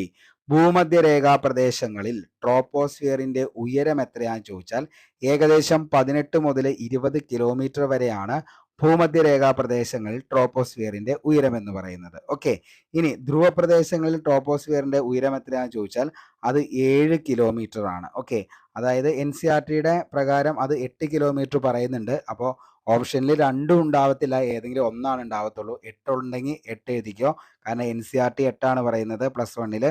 ഇനി അതില്ലെങ്കിൽ 7 കിലോമീറ്റർ ആയിരിക്കും. ഓക്കെ, അടുത്ത പാളിയാണ് ഏതെന്ന് പറയുന്നത്? സ്ട്രാറ്റോസ്ഫിയർ എന്ന് പറയുന്നത്. ട്രോപ്പോപാസിൽ തുടങ്ങി ഭൂമിയിൽ നിന്ന് ഏകദേശം 50 കിലോമീറ്റർ ഉയരെ വരെ വ്യാപിച്ചിരിക്കുന്ന അന്തരീക്ഷ പാളിയാണ് സ്ട്രാറ്റോസ്ഫിയർ എന്ന് പറയുന്നത്. ഓക്കെ, അതായത് ട്രോപ്പോപാസിൽ തുടങ്ങിയിട്ട് ഭൂമിയിൽ നിന്ന് ഏകദേശം 50 കിലോമീറ്റർ ഉയരം വരെ വ്യാപിച്ചിരിക്കുന്ന അന്തരീക്ഷ പാളി. ഓസോൺ പാളി സ്ഥിതി ചെയ്യുന്ന അന്തരീക്ഷ പാളിയാണ് സ്ട്രാറ്റോസ്ഫിയർ. ഏറ്റവും കൂടുതൽ PSC ചോദിച്ചേക്കണ ചോദ്യമാണ്, ഓസോൺ പാളി സ്ഥിതി ചെയ്യുന്ന അന്തരീക്ഷ പാളി ഏതാന്ന് ചോദിച്ചു കഴിഞ്ഞാൽ അതാണ് സ്ട്രാറ്റോസ്ഫിയർ എന്ന് പറയുന്നത്. ഓക്കെ, സ്ട്രാറ്റോസ്ഫിയറിന്റെ ഉയരം കൂടുന്നതനുസരിച്ച് ഊഷ്മാവ് കൂടുന്നു. അടുത്തതാണ് പാളി മിസോസ്ഫിയർ എന്ന് പറയുന്നത്. ഓക്കെ, ഭൗമോപരിതലത്തിൽ നിന്നും 50 മുതൽ 80 കിലോമീറ്റർ വരെ ഉയരത്തിൽ കാണപ്പെടുന്ന അന്തരീക്ഷ പാളിയാണ് മിസോസ്ഫിയർ. അന്തരീക്ഷത്തിലെ ഏറ്റവും കുറഞ്ഞ താപനില മിസോപാസിൽ അനുഭവപ്പെടുന്നു. നിശാമേഘങ്ങൾ എന്നറിയപ്പെടുന്ന നോക്ടിലുസന്റ് മേഘങ്ങൾ കാണപ്പെടുന്ന പാളിയാണ് മിസോസ്ഫിയർ എന്ന് പറയുന്നത്. ഭൂമിയിലേക്ക് പതിക്കുന്ന ഉൽക്കകളിൽ നിന്നും ഭൂമിയെ സംരക്ഷിക്കുന്ന പാളി ഏതാണെന്ന് ചോദിച്ചാൽ അതാണ് മിസോസ്ഫിയർ എന്ന് പറയുന്നത്. ഓക്കെ, അപ്പോൾ ഏറ്റവും കൂടുതൽ PSC ചോദിക്കാറുള്ള ഇതാണ്, നമ്മുടെ നിശാമേഘങ്ങൾ അതേപോലെ തന്നെ നോക്ടിലുസന്റ് മേഘങ്ങൾ കാണപ്പെടുന്ന അന്തരീക്ഷ പാളി ഏതാണെന്ന് ചോദിച്ചാൽ അതാണ് മിസോസ്ഫിയർ. ഓക്കെ, അടുത്തത് തെർമോസ്ഫിയർ. മിസോസ്ഫിയറിന് തൊട്ടുമുകളിലും എക്സോസ്ഫിയറിന് താഴെയുമായി കാണപ്പെടുന്ന അന്തരീക്ഷ പാളിയാണ് തെർമോസ്ഫിയർ എന്ന് പറയുന്നത്. ഓക്കെ, ഏകദേശം 85 കിലോമീറ്റർ മുകളിലായിട്ടാണ് ഇത് കാണപ്പെടുന്നത്. അതേപോലെ അറോറ, നമുക്കറിയാം ഭൂമിയുടെ കാന്തിക മണ്ഡലത്തിലേക്ക് പ്രവേശിക്കുന്ന സൗരക്കാറ്റ്, സോളാർ വിൻഡ് അന്തരീക്ഷത്തിലെ തന്മാത്രകളുമായി കൂട്ടുമുട്ടുമ്പോൾ വ്യത്യസ്തങ്ങളായിട്ടുള്ള വർണ്ണരാജികൾ ഉണ്ടാകുന്നു. ഈ വർണ്ണവിസ്മയ കാഴ്ചയ്ക്ക് പറയുന്ന പേരാണ് എന്തെന്ന് പറയുന്നത്? അറോറ എന്ന പേരിൽ അറിയപ്പെടുന്നത്. ഉത്തര ദക്ഷിണ ധ്രുവങ്ങളിലേക്ക് ഇത് ദൃശ്യമാകുന്നത്, അതേപോലെ ഉത്തര ധ്രുവത്തിൽ ദൃശ്യമാകുന്ന അറോറ അറിയപ്പെടുന്നത് നോർത്തേൺ ലൈറ്റ്സ് എന്ന പേരിലാണ്. ദക്ഷിണ ധ്രുവത്തിൽ ദൃശ്യമാകുന്ന അറോറ അറിയപ്പെടുന്നതാണ് സതേൺ ലൈറ്റ്സ് എന്ന പേരിൽ. അറോറ ദൃശ്യമാകുന്ന അന്തരീക്ഷ പാളി ഏതാന്ന് ചോദിച്ചു കഴിഞ്ഞാൽ ഇമ്പോർട്ടൻ്റ് ആണ്. അറോറ ദൃശ്യമാകുന്ന അന്തരീക്ഷ പാളിയാണ് തെർമോസ്ഫിയർ. തെർമോസ്ഫിയറിലാണ് കാണപ്പെടുന്നത്. ഓക്കെ, ഇനി അയണോസ്ഫിയർ. തെർമോസ്ഫിയറിന്റെ താഴ്ന്ന ഭാഗം ചാർജുള്ള കണികകളാണ്. അയോണുകളുമായി അധികമായി കാണപ്പെടുന്ന തെർമോസ്ഫിയറിന്റെ ഭാഗത്തെ വിളിക്കുന്നതാണ് അയണോസ്ഫിയർ എന്ന്. റേഡിയോ പരിപാടികൾ ദീർഘദൂര പ്രക്ഷേപണം സാധ്യമാകുന്നത് അയണോസ്ഫിയറിലൂടെയാണ്. അയണോസ്ഫിയറിന്റെ ഉയരം എത്രയാണെന്ന് ചോദിച്ചാൽ ഏകദേശം 80 മുതൽ 300 കിലോമീറ്റർ വരെയാണ് അയണോസ്ഫിയർ. ഏറ്റവും കൂടുതൽ PSC ഇതിൻ്റെ ഒന്ന് ചോദിക്കാറുള്ള ചോദ്യം എന്ന് പറയുന്നത്, റേഡിയോ പരിപാടികളുടെ ദീർഘദൂര പ്രക്ഷേപണം സാധ്യമാകുന്നത് അതായത് റേഡിയോ കിരണങ്ങൾ ഏറ്റവും കൂടുതലും റേഡിയോ പരിപാടിയുടെ ദീർഘദൂര പ്രക്ഷേപണം സാധ്യമാകുന്നത് അയണോസ്ഫിയറിലൂടെയാണ്. ഓക്കെ, ഇനി അടുത്തതാണ് എക്സോസ്ഫിയർ എന്ന് പറയുന്നത്. അന്തരീക്ഷത്തിന്റെ ഏറ്റവും മുകളിലെ പാളിയാണ്. സമുദ്രനിരപ്പിൽ നിന്നും ഏകദേശം 700 കിലോമീറ്ററിന് മുകളിൽ കാണപ്പെടുന്ന ഈ ഭാഗം ചന്ദ്രനിലേക്കുള്ള ദൂരത്തിന്റെ പകുതി ഭാഗം വരെ വ്യാപിച്ചു കിടക്കുന്നു. ബഹിരാകാശത്തിന്റെ തുടക്കം എന്നറിയപ്പെടുന്നത് ഏതാന്ന് ചോദിച്ചാൽ അതാണ് ഏതെന്ന് പറയുന്നത്? എക്സോസ്ഫിയർ എന്ന് പറയുന്നത്. അതായത് എന്താണ്? ബഹിരാകാശത്തിന്റെ തുടക്കം എന്നറിയപ്പെടുന്ന പാളി ഏതാന്ന് ചോദിച്ചാൽ അതാണ് ഏതെന്ന് പറയുന്നത്? എക്സോസ്ഫിയർ എന്ന് പറയുന്നത്. ഓക്കെ, നമുക്ക് അടുത്ത ചോദ്യത്തിലേക്ക് പോകാം. ഓക്കെ, നമുക്ക് അടുത്ത ചോദ്യത്തിലേക്ക് പോകാം. പർവേസ് മുഷറഫ് ഏതു രാജ്യത്തിന്റെ മുൻ പട്ടാള മേധാവിയും പ്രസിഡന്റുമായിരുന്നു? പർവേസ് മുഷറഫ് നമുക്കറിയാം ഏത് രാജ്യമാണ്? പാകിസ്ഥാന്റെ ആണ്. ഓക്കെ, പാകിസ്ഥാന്റെ പട്ടാള മേധാവിയും പ്രസിഡന്റുമായിരുന്നു ആര്? പർവേസ് മുഷറഫ്. പാകിസ്ഥാന്റെ 10ാമത്തെ പ്രസിഡന്റ് ആയിരുന്നു പർവേസ് മുഷറഫ്. 1998 പാകിസ്ഥാൻ പട്ടാള മേധാവിയായ മുഷറഫാണ് 1999 കാർഗിൽ യുദ്ധത്തിന്റെ അണിയറ ശില്പി എന്ന് പറയുന്നത്. ഓക്കെ, 1999 രക്തരഹിത പട്ടാള അട്ടിമറിയിലൂടെ അന്നത്തെ നവാസ് ഷെരീഫ് സർക്കാരിനെ പുറത്താക്കി ഭരണം പിടിച്ചെടുത്ത ഇദ്ദേഹം ആദ്യം ചീഫ് എക്സിക്യൂട്ടീവായും പിന്നീട് പ്രസിഡന്റായും ഭരിച്ചു. 2001-2008 കാലഘട്ടത്തിലായിരുന്നു പർവേസ് മുഷറഫ് പ്രസിഡന്റ് പദവി വഹിച്ചിരുന്നത്. 1943 ഡൽഹിയിലായിരുന്ന മുഷറഫ് ജനിച്ചത്. ഓക്കെ, പർവേസ് മുഷറഫ് അന്തരിച്ചതാണ് എന്ന് 2023 ഫെബ്രുവരി 5. അതുകൊണ്ടാണ് PSC എന്ത് ചെയ്തത്? ആ ഒരു ചോദ്യം അന്നേരം എടുത്തിട്ടത്. ഓക്കെ, അപ്പോൾ പർവേസ് മുഷറഫ് ഏതു രാജ്യത്തിന്റെ മുൻ പട്ടാള മേധാവിയും പ്രസിഡന്റുമായിരുന്നു ചോദിച്ചാൽ ആരുടെയാണ്? പാകിസ്ഥാന്റെയാണ്. നമ്മൾ വിയോഗങ്ങൾ എന്ന് പറയുന്ന കറണ്ട് അഫയേഴ്സിന്റെ ഒരു സീരീസ് ചെയ്തിട്ടുണ്ട്. അത് നോക്കിക്കഴിഞ്ഞാൽ നിങ്ങൾക്ക്, അതായത് മരിച്ച ആളുകളെ കുറിച്ച് PSCക്ക് അത്രത്തോളം എന്താണ് PSC ചോദിക്കാറുണ്ട് കറണ്ട് അഫയേഴ്സുമായി ബന്ധപ്പെട്ട്. അങ്ങനെ കയറി വന്ന ചോദ്യമാണ് ഈ പറയുന്ന പർവേസ് മുഷറഫിന്റെ ഈ ഒരു ചോദ്യം എന്ന് പറയുന്നത്. ഓക്കെ, നമുക്ക് അടുത്ത ചോദ്യത്തിലേക്ക് പോവാം. 13ാമത്തെ ചോദ്യം. ഇന്ത്യയിൽ 1991 മുതൽ നടപ്പാക്കിയ സാമ്പത്തിക പരിഷ്കാരങ്ങളിൽ പെടാത്തത് ഏതാണ്? അത് ഭൂപരിഷ്കരണമാണ്. ഓപ്ഷൻ ബി ആണ് നമ്മുടെ ആൻസർ എന്ന് പറയുന്നത്. ഭൂപരിഷ്കരണമാണ്. ഇന്ത്യൻ പുത്തൻ സാമ്പത്തിക നയം സ്വീകരിച്ച സമയത്തെ പ്രധാനമന്ത്രി ആരാന്ന് ചോദിച്ചാൽ അത് PV നരസിംഹറാവു ആണ്. ആരാണ്? PV നരസിംഹറാവു. പുത്തൻ സാമ്പത്തിക നയം നടപ്പിലാക്കിയ സമയത്തെ ധനകാര്യ വകുപ്പ് മന്ത്രിയാണ് ഡോക്ടർ മൻമോഹൻ സിംഗ്. ഇന്ത്യയിൽ പുത്തൻ സാമ്പത്തിക നയം നിലവിൽ വന്നത് 1991 ജൂലൈ 24 ഓക്കെ, ഇന്ത്യയിൽ ഉദാരവൽക്കരണം, സ്വകാര്യവൽക്കരണം, ആഗോളവൽക്കരണം എന്നീ ആശയങ്ങൾ രൂപം കൊണ്ടത് എന്നാണെന്ന് ചോദിച്ചു കഴിഞ്ഞാൽ അത് 1991 ഇന്ത്യയിൽ ഉദാരവൽക്കരണം, സ്വകാര്യവൽക്കരണം, ആഗോളവൽക്കരണം എന്നീ ആശയങ്ങൾ രൂപം കൊണ്ടത്. ഓക്കെ, ഇനി എന്താണ് ഉദാരവൽക്കരണം എന്ന് ചോദിച്ചു കഴിഞ്ഞാൽ സാമ്പത്തിക പ്രവർത്തനങ്ങളെ നിയന്ത്രിച്ചിരുന്ന നിയമങ്ങളും നയങ്ങളും ഒഴിവാക്കി സമ്പദ് വ്യവസ്ഥയുടെ വിവിധ മേഖലകൾ തുറന്നു കൊടുക്കുന്നതാണ് ഉദാരവൽക്കരണ നടപടികൾ കൊണ്ട് ഉദ്ദേശിക്കുന്നത്. ഇന്ത്യയിൽ ആദ്യമായി ഉദാരവൽക്കരണ നയങ്ങൾ ആരംഭിച്ചത് അത് 1980 ഇന്ത്യയിൽ ഉദാരവൽക്കരണ നടപടികൾ ആരംഭിച്ച വർഷം എന്നാ ചോദിച്ചാൽ അത് 1985 രാഷ്ട്രത്തിന്റെ സാമ്പത്തിക പ്രവർത്തനങ്ങളിലുള്ള സർക്കാർ നിയന്ത്രണങ്ങളും സ്വാധീനവും പരിമിതപ്പെടുത്തുന്ന സമ്പ്രദായം അറിയപ്പെടുന്നതാണ് ശരിക്കും എന്തെന്ന് പറയുന്നത്? ഉദാരവൽക്കരണം എന്നതുകൊണ്ട് ഉദ്ദേശിക്കുന്നത്. ഇനി എന്താണ് സ്വകാര്യവൽക്കരണം? സ്വകാര്യവൽക്കരണം എന്നതുകൊണ്ട് അർത്ഥമാക്കുന്നത് പൊതുമേഖലാ സ്ഥാപനങ്ങളുടെ ഉടമസ്ഥാവകാശമോ നിർവഹണ ചുമതലയോ സ്വകാര്യ മേഖലയ്ക്ക് കൈമാറുക. ഗവൺമെന്റ് കമ്പനികളെ സ്വകാര്യ കമ്പനികളാക്കി മാറ്റുന്നത് പ്രധാനമായും 2 രീതിയിലാണ്. ഒന്ന്, പൊതുമേഖലാ സ്ഥാപനങ്ങളുടെ ഉടമസ്ഥാവകാശം, നിർവഹണ ചുമതല എന്നിവയിൽ നിന്നും ഗവൺമെന്റ് പിൻവാങ്ങുക. അതേപോലെ പൊതുമേഖലാ സ്ഥാപനങ്ങൾ സ്വകാര്യ മേഖലയ്ക്ക് വിൽക്കുക. ഇത് രണ്ടുമാണ് സ്വകാര്യവൽക്കരണം കൊണ്ട് ഉദ്ദേശിക്കുന്നത്. ഓക്കെ, അടുത്തത് ആഗോളവൽക്കരണം. രാജ്യത്തിന്റെ സമ്പദ് വ്യവസ്ഥ ആഗോള സമ്പദ് വ്യവസ്ഥയുമായി സമന്വയിപ്പിക്കുന്നതിനെ പറയുന്നതാണ് എന്തെന്ന് പറയുന്നത്? ആഗോളവൽക്കരണം എന്നതുകൊണ്ട് ഉദ്ദേശിക്കുന്നത്. ഓക്കെ, അതായത് ലോകത്തെ കൂടുതൽ പരസ്പരാശ്രയത്വമുള്ളതാക്കുകയും കൂട്ടിച്ചേർക്കുന്നതുമായ നയങ്ങളുടെ പരിണത ഫലമാണ് ആഗോളവൽക്കരണം. രാജ്യത്തിന്റെ അതിർത്തികൾ കടന്നുള്ള മൂലധന പ്രവാഹം, തൊഴിലാളികളുടെ ഒഴുക്ക്, സാങ്കേതിക വിദ്യയുടെ കൈമാറ്റം, സാധനങ്ങളുടെയും സേവനങ്ങളുടെയും ഒഴുക്ക് എന്നിവ മൂലം രാജ്യങ്ങൾ തമ്മിലുണ്ടാകുന്ന പരസ്പര സാമ്പത്തിക ഏകോപനവും ആശ്രയത്വവും അറിയപ്പെടുന്നതാണ് ആഗോളവൽക്കരണമെന്ന്. ആശയങ്ങളുടെയും മൂലധനങ്ങളുടെയും ചരക്കുകളുടെയും മനുഷ്യരുടെയും ഒരു സ്ഥലത്ത് നിന്ന് മറ്റൊരു സ്ഥലത്തേക്കുള്ള ഒഴുക്കിനെയാണ് ആഗോളവൽക്കരണം എന്നതുകൊണ്ട് ഉദ്ദേശിക്കുന്നത്. അപ്പോൾ ഇത് മൂന്നും എന്ത് ചെയ്യുക? ഉദാരവൽക്കരണം, അതേപോലെ തന്നെ സ്വകാര്യവൽക്കരണം, ആഗോളവൽക്കരണം, ഇത് മൂന്നും എന്ത് ചെയ്യുക? എക്സാമിന് മുമ്പ് ഒന്നുകൂടി ക്ലിയർ ആക്കി സെറ്റ് ആക്കുക. നമ്മൾ പറഞ്ഞിട്ടുണ്ട് വളരെ വ്യക്തമായിട്ട്, എല്ലാവർക്കും മനസ്സിലായി എന്ന് കരുതുന്നു. ഓക്കെ, നമുക്ക് അടുത്ത ചോദ്യത്തിലേക്ക് പോകാം. നമുക്ക് 14ാമത്തെ ചോദ്യത്തിലേക്ക് പോവാം. ഇന്ത്യയിലെ 2023-24 കേന്ദ്ര ബജറ്റിൽ പ്രഖ്യാപിച്ചിട്ടുള്ളതിൽ പ്രകാരം ഓരോ വിഭാഗത്തിലുമുള്ള സർക്കാർ ചിലവ് താഴെ തന്നിരിക്കുന്ന പട്ടികയിൽ നിന്ന് ചേരുംപടി ചേർക്കുക. ഓക്കെ, വളരെ എന്താ പറയുക ടൈറ്റ് ആയിട്ടുള്ള ഒരു ക്വസ്റ്റ്യൻ ആണ്. അപ്പോൾ ഈ ഒരു ക്വസ്റ്റ്യൻ ഒക്കെ എന്ന് പറയുന്നത് നമുക്ക് എന്താ പറയുക ശരിക്കും ബജറ്റിൽ നിന്നൊക്കെ കയറി ഇങ്ങനത്തെ ഒരു ചോദ്യം വന്നു കഴിഞ്ഞാൽ ഭയങ്കര എന്താണ് ഭയങ്കരമായിട്ട് ടൈറ്റ് ആയിട്ട് പോവും. അപ്പോൾ അതുകൊണ്ട് എന്ത് ചെയ്യുക, സ്കിപ്പ് ചെയ്ത് കളയായിരിക്കും ഏറ്റവും ബെറ്റർ ഓപ്ഷൻ എന്ന് പറയുന്നത്. അറിയാമെങ്കിൽ മാത്രമാണ് ഇതൊക്കെ എന്ത് ചെയ്യാൻ പറ്റത്തുള്ളൂ, ആൻസർ ചെയ്യാനായിട്ട് പറ്റത്തുള്ളൂ. ഓക്കെ, അപ്പോൾ ഇതിൻ്റെ ഓപ്ഷൻ എ ആണ് ഇതിൻ്റെ അകത്ത് ആൻസർ ആയിട്ട് വരുന്നത്. ഓപ്ഷൻ എ ആണ്. അപ്പോൾ നമുക്കറിയാം 2023-24 കേന്ദ്ര ബജറ്റ് അവതരിപ്പിച്ചത് നിർമ്മല സീതാരാമനാണ്.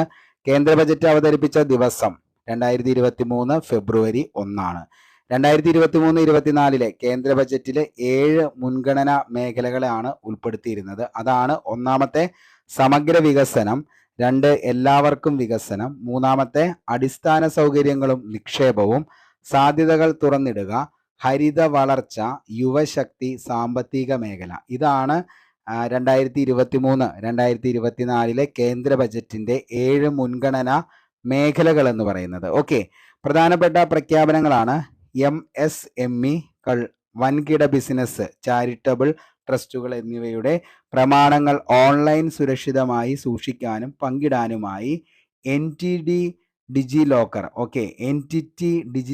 ഡിജി ലോക്കർ സജ്ജീകരിക്കും. അതേപോലെ തന്നെ ഗോബർധാൻ, അതായത് ഗാൽവനൈസിങ് ഓർഗാനിക് ബയോ ആഗ്രോ റിസോഴ്സിന്റെ കീഴിൽ 500 പുതിയ മാലിന്യത്തിൽ നിന്ന് സമ്പത്ത് പ്ലാന്റുകൾ പദ്ധതി സ്ഥാപിക്കും. ഓക്കെ, അതേപോലെ തന്നെ കടൽ തീരത്തും ഉപ്പുപടലങ്ങളിലും കണ്ടൽക്കാട് നട്ടുപിടിക്കാൻ മഹാത്മാഗാന്ധി തൊഴിലുറപ്പ് പദ്ധതിയും CAMPA ഫണ്ടും മറ്റ് സ്രോതസ്സുകളും ഉപയോഗപ്പെടുത്തി കടൽത്തീര ആവാസ വ്യവസ്ഥയ്ക്കും പ്രത്യക്ഷ വരുമാനത്തിനും വേണ്ടിയുള്ള കണ്ടൽ സംരംഭം മിഷ്ടി എന്നത് നടപ്പാക്കും. ഓക്കെ, അതേപോലെ തന്നെ തണ്ണീർത്തടങ്ങളുടെ പരമാവധി ഉപയോഗം ഉറപ്പാക്കുക, ജൈവ വൈവിധ്യം വർദ്ധിപ്പിക്കുക, ഇക്കോ ടൂറിസം സാധ്യതകൾ പ്രോത്സാഹിപ്പിക്കാനും പ്രാദേശിക സമൂഹങ്ങളുടെ വരുമാനം വർദ്ധിപ്പിക്കാനുമായി അടുത്ത 3 വർഷത്തിനുള്ളിൽ അമൃത് ധാരോഹർ പദ്ധതി നടപ്പിലാക്കും. ഇതൊക്കെയായിരുന്നു ഇതിൻ്റെ ഏറ്റവും വലിയ ഹൈലൈറ്റ് എന്ന് പറയുന്നത്. എപ്പോഴും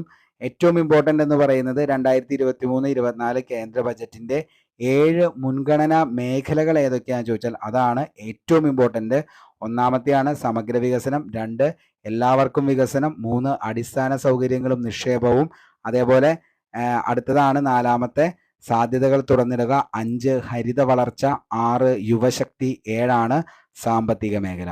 ബജറ്റ് അവതരിപ്പിച്ച ദിവസം 2023 ഫെബ്രുവരി 1, അവതരിപ്പിച്ചത് നിർമ്മല സീതാരാമൻ. ഓക്കെ, അപ്പോൾ അത്രയും കാര്യങ്ങൾ എന്ത് ചെയ്യുക, 2023-24 കേന്ദ്ര ബജറ്റുമായി ബന്ധപ്പെട്ട് ഓർത്തു വയ്ക്കുക. ഓക്കെ, നമുക്ക് അടുത്ത ചോദ്യത്തിലേക്ക് പോകാം.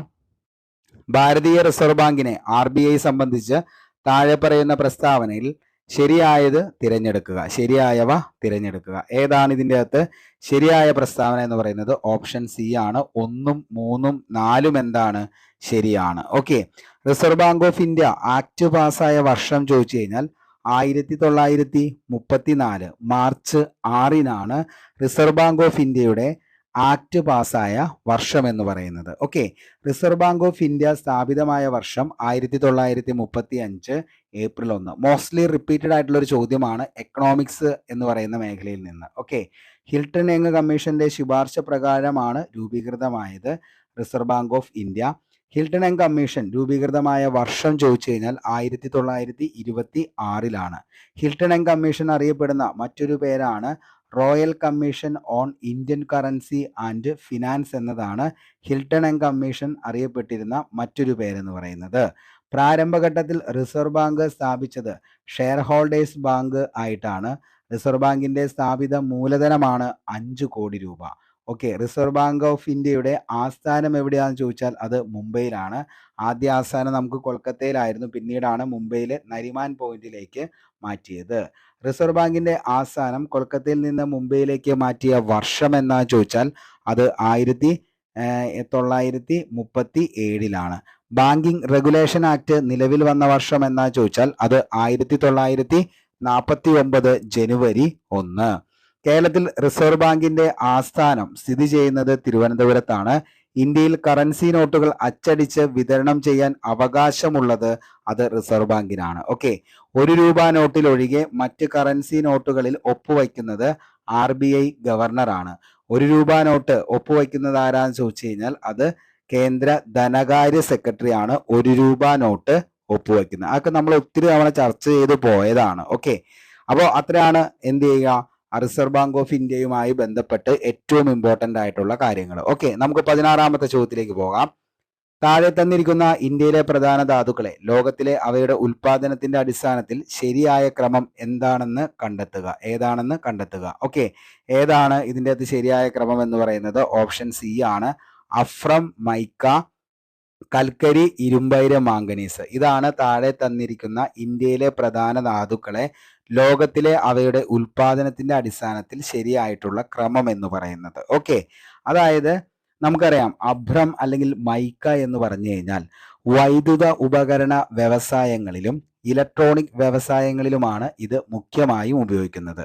ഇന്ത്യയിലെ പ്രധാന മൈക്ക ഉൽപാദകർ എന്നറിയപ്പെടുന്നത് ജാർഖണ്ഡ്, ആന്ധ്രാപ്രദേശ്, രാജസ്ഥാൻ, തമിഴ്നാട്, മധ്യപ്രദേശ്, പശ്ചിമ ബംഗാളാണ് ഇന്ത്യയിലെ പ്രധാന മൈക്ക ഉൽപാദകർ എന്ന് പറയുന്നത്. ഓക്കെ, ജാർഖണ്ഡിലെ ഹസാരിബാഗ് പീഠഭൂമിയും ആന്ധ്രാപ്രദേശിലെ നെല്ലൂരും മുന്തിയ ഇനം മൈക്ക ഉൽപ്പാദിപ്പിക്കുന്ന സ്ഥലങ്ങളാണ്. ഓക്കെ, ഇനി നമുക്ക് കൽക്കരി നോക്കുകയാണെങ്കിൽ താപോർജ ഉൽപാദനത്തിനും ഇരുമ്പയിരിന്റെ ഉരുക്കൽ പ്രക്രിയയ്ക്കും ഉപയോഗിക്കുന്ന ഒരു പ്രധാന ധാതുവാണ് കൽക്കരി എന്ന് പറയുന്നത്. ഇന്ത്യയിലെ കൽക്കരി നിക്ഷേപങ്ങളുടെ ഏറിയ പങ്കും ബിറ്റുമീൻ ഇനത്തിൽപ്പെടുന്നതും പൊതുവെ ജ്വലന തീവ്രത കുറഞ്ഞതുമാണ്. ഓക്കെ, ഇന്ത്യയിലെ ഏറ്റവും വലിയ കൽക്കരി പാടം ഏതാണെന്ന് ചോദിച്ചാൽ അതാണ് ജാരിയ എന്ന് പറയുന്നത് ജാർഖണ്ഡാണ്. ഓക്കെ, അപ്പോൾ ഇന്ത്യയിലെ ഏറ്റവും വലിയ കൽക്കരി പാടം ഏതാണെന്ന് ചോദിച്ചാൽ അത് ജാരിയാണ്. ജാരിയ സ്ഥിതി ചെയ്യുന്നത് ജാർഖണ്ഡാണ്. ഓക്കെ, ലിഗ്നൈറ്റ് എന്ന ഇന്ധനക്ഷമത കുറഞ്ഞ കൽക്കരി കാണപ്പെടുന്ന തമിഴ്നാട്ടിലെ പ്രദേശമാണ് നെയ്വേലി എന്ന് പറയുന്നത്. ബ്രൗൺ കോൾ എന്നറിയപ്പെടുന്ന കൽക്കരി ഇനം ഏതാണെന്ന് ചോദിച്ചാൽ അതാണ് ലിഗ്നൈറ്റ് എന്ന് പറയുന്നത്. അപ്പോൾ ബ്രൗൺ കോൾ എന്നറിയപ്പെടുന്ന കൽക്കരി ഇനം ചോദിച്ചു കഴിഞ്ഞാൽ ഏതാണ്? അതാണ് ലിഗ്നൈറ്റ് എന്ന് പറയുന്നത്. ഓക്കെ, ഇനി ഇരുമ്പയിര്. നമുക്കറിയാം ഇരുമ്പയിരിൽ നിന്നാണ് ഇരുമ്പ് എന്ന ലോഹം വേർതിരിച്ചെടുക്കുന്നത്. ഇന്ത്യയിൽ കാണപ്പെടുന്ന പ്രധാന ഇരുമ്പയിര് നിക്ഷേപങ്ങളാണ് മാഗ്നൈറ്റ്, അതേപോലെ ലിമോണൈറ്റ്, ഹെമറ്റൈറ്റ്, സിഡറൈറ്റ്. ഇതൊക്കെയാണ് കാണപ്പെടുന്ന പ്രധാന ഇരുമ്പയിര് നിക്ഷേപങ്ങൾ എന്ന് പറയുന്നത്. ഇന്ത്യയിൽ നിന്ന് ഏറ്റവും കൂടുതൽ അപ്പോൾ ഇന്ത്യയിൽ നിന്ന് ഏറ്റവും കൂടുതൽ എന്താണ് ഇരുമ്പയിര് കയറ്റുമതി ചെയ്യുന്ന രാജ്യം ഏതാണെന്ന് ചോദിച്ചു കഴിഞ്ഞാൽ ഏതാണ്? അത് ചൈനയാണ്. ഓക്കെ, അപ്പോൾ ഇന്ത്യയിൽ നിന്ന് ഏറ്റവും കൂടുതൽ ഇരുമ്പയിര് കയറ്റുമതി ചെയ്യുന്നത് എങ്ങോട്ടേക്കാണ്? നമ്മുടെ ചൈനയിലേക്കാണ്. ഓക്കെ, ഇനി ഇന്ത്യയിൽ ഇരുമ്പയിര് ഏറ്റവും കൂടുതൽ ഉൽപ്പാദിപ്പിക്കുന്ന സംസ്ഥാനം ചോദിച്ചു കഴിഞ്ഞാൽ അത് ഒഡീഷയാണ്. 53.82% ഉൽപ്പാദിപ്പിക്കുന്നത് ഒഡീഷ സംസ്ഥാനമാണ്. 2ാം സ്ഥാനം എന്ന് പറയുന്നത് ഛത്തീസ്ഗഡും 3ാം സ്ഥാനം കർണാടകയുമാണ്.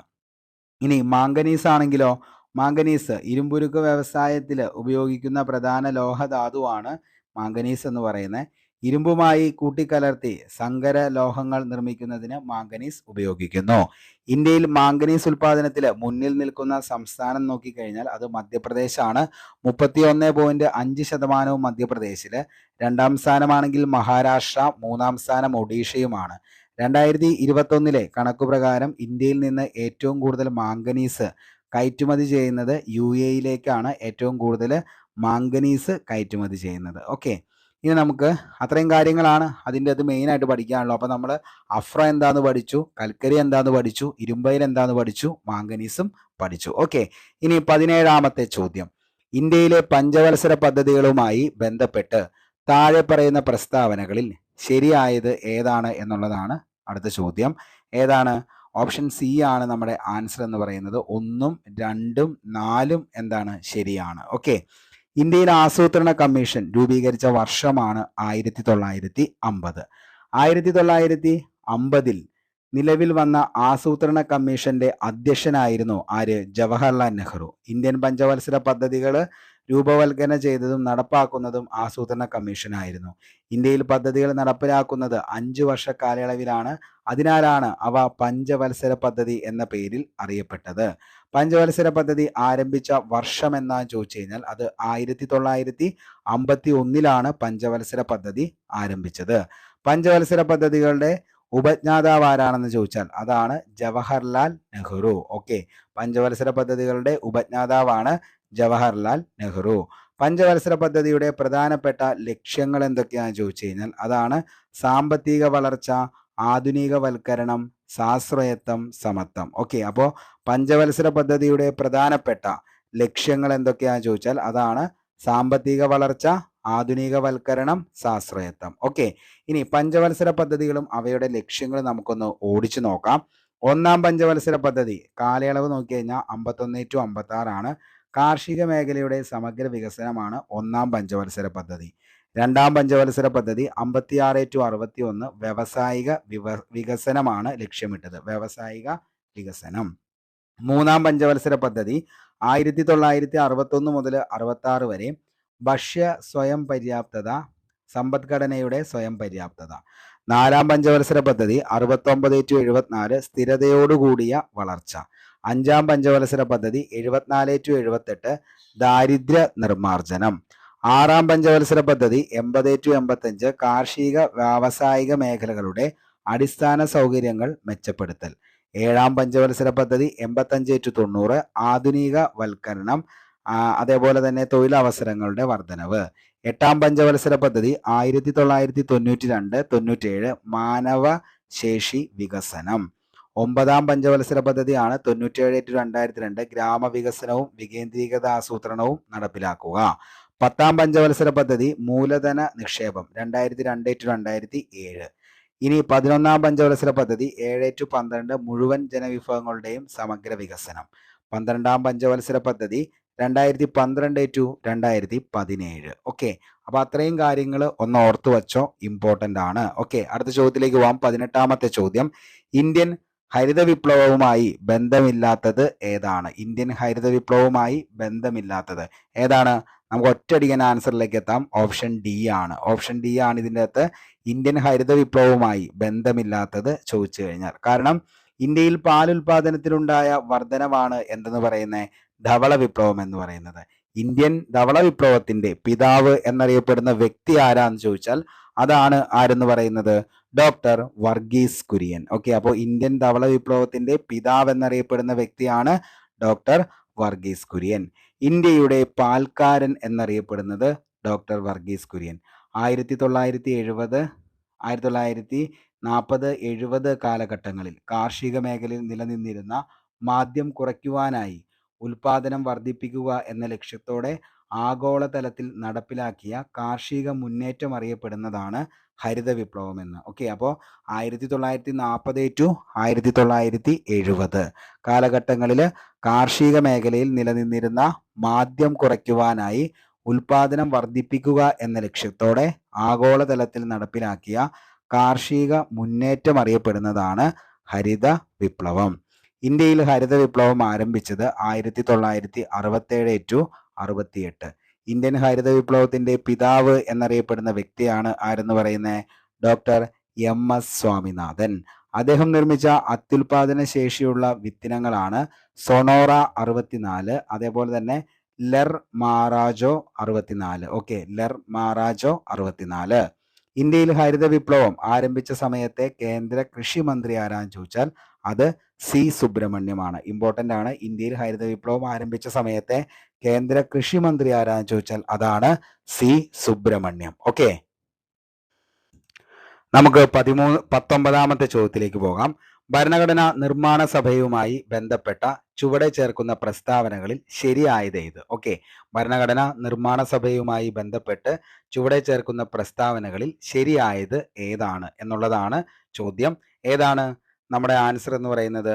ഓപ്ഷൻ ഡി ആണ്. ഓൾ ഓഫ് ദി എബവ്, എല്ലാം എന്താണ് ശരിയാണ്. കാരണം ഭരണഘടനാ നിയമനിർമ്മാണ സമിതിയിലെ ആകെ അംഗസംഖ്യ എന്ന് പറയുന്നത് 389 ആണ്. ഓക്കെ, അതേപോലെ തന്നെ ഇതിൽ 296 അംഗങ്ങൾ ബ്രിട്ടീഷ് ഇന്ത്യൻ പ്രവിശ്യകളിൽ നിന്നും 93 അംഗങ്ങൾ പ്രിൻസ്ലി സ്റ്റേറ്റിൽ നിന്നുമായിരുന്നു.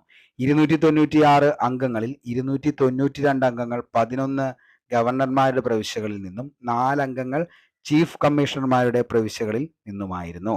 ചീഫ് കമ്മീഷണർമാരുടെ പ്രവിശ്യകൾ ഡൽഹി, അജ്മീർ, കൂർഗ്, ബ്രിട്ടീഷ് ബലൂചിസ്ഥാൻ. ഓക്കെ, ഓരോ പ്രവിശ്യയിലും സീറ്റുകൾ അവരവരുടെ ജനസംഖ്യ അനുപാതമനുസരിച്ചാണ് മുസ്ലിങ്ങൾ, സിഖുകൾ, പൊതുവിഭാഗം എന്നിങ്ങനെ 3 മുഖ്യ വിഭാഗങ്ങൾക്കിടയിൽ വീതിച്ചു നൽകി.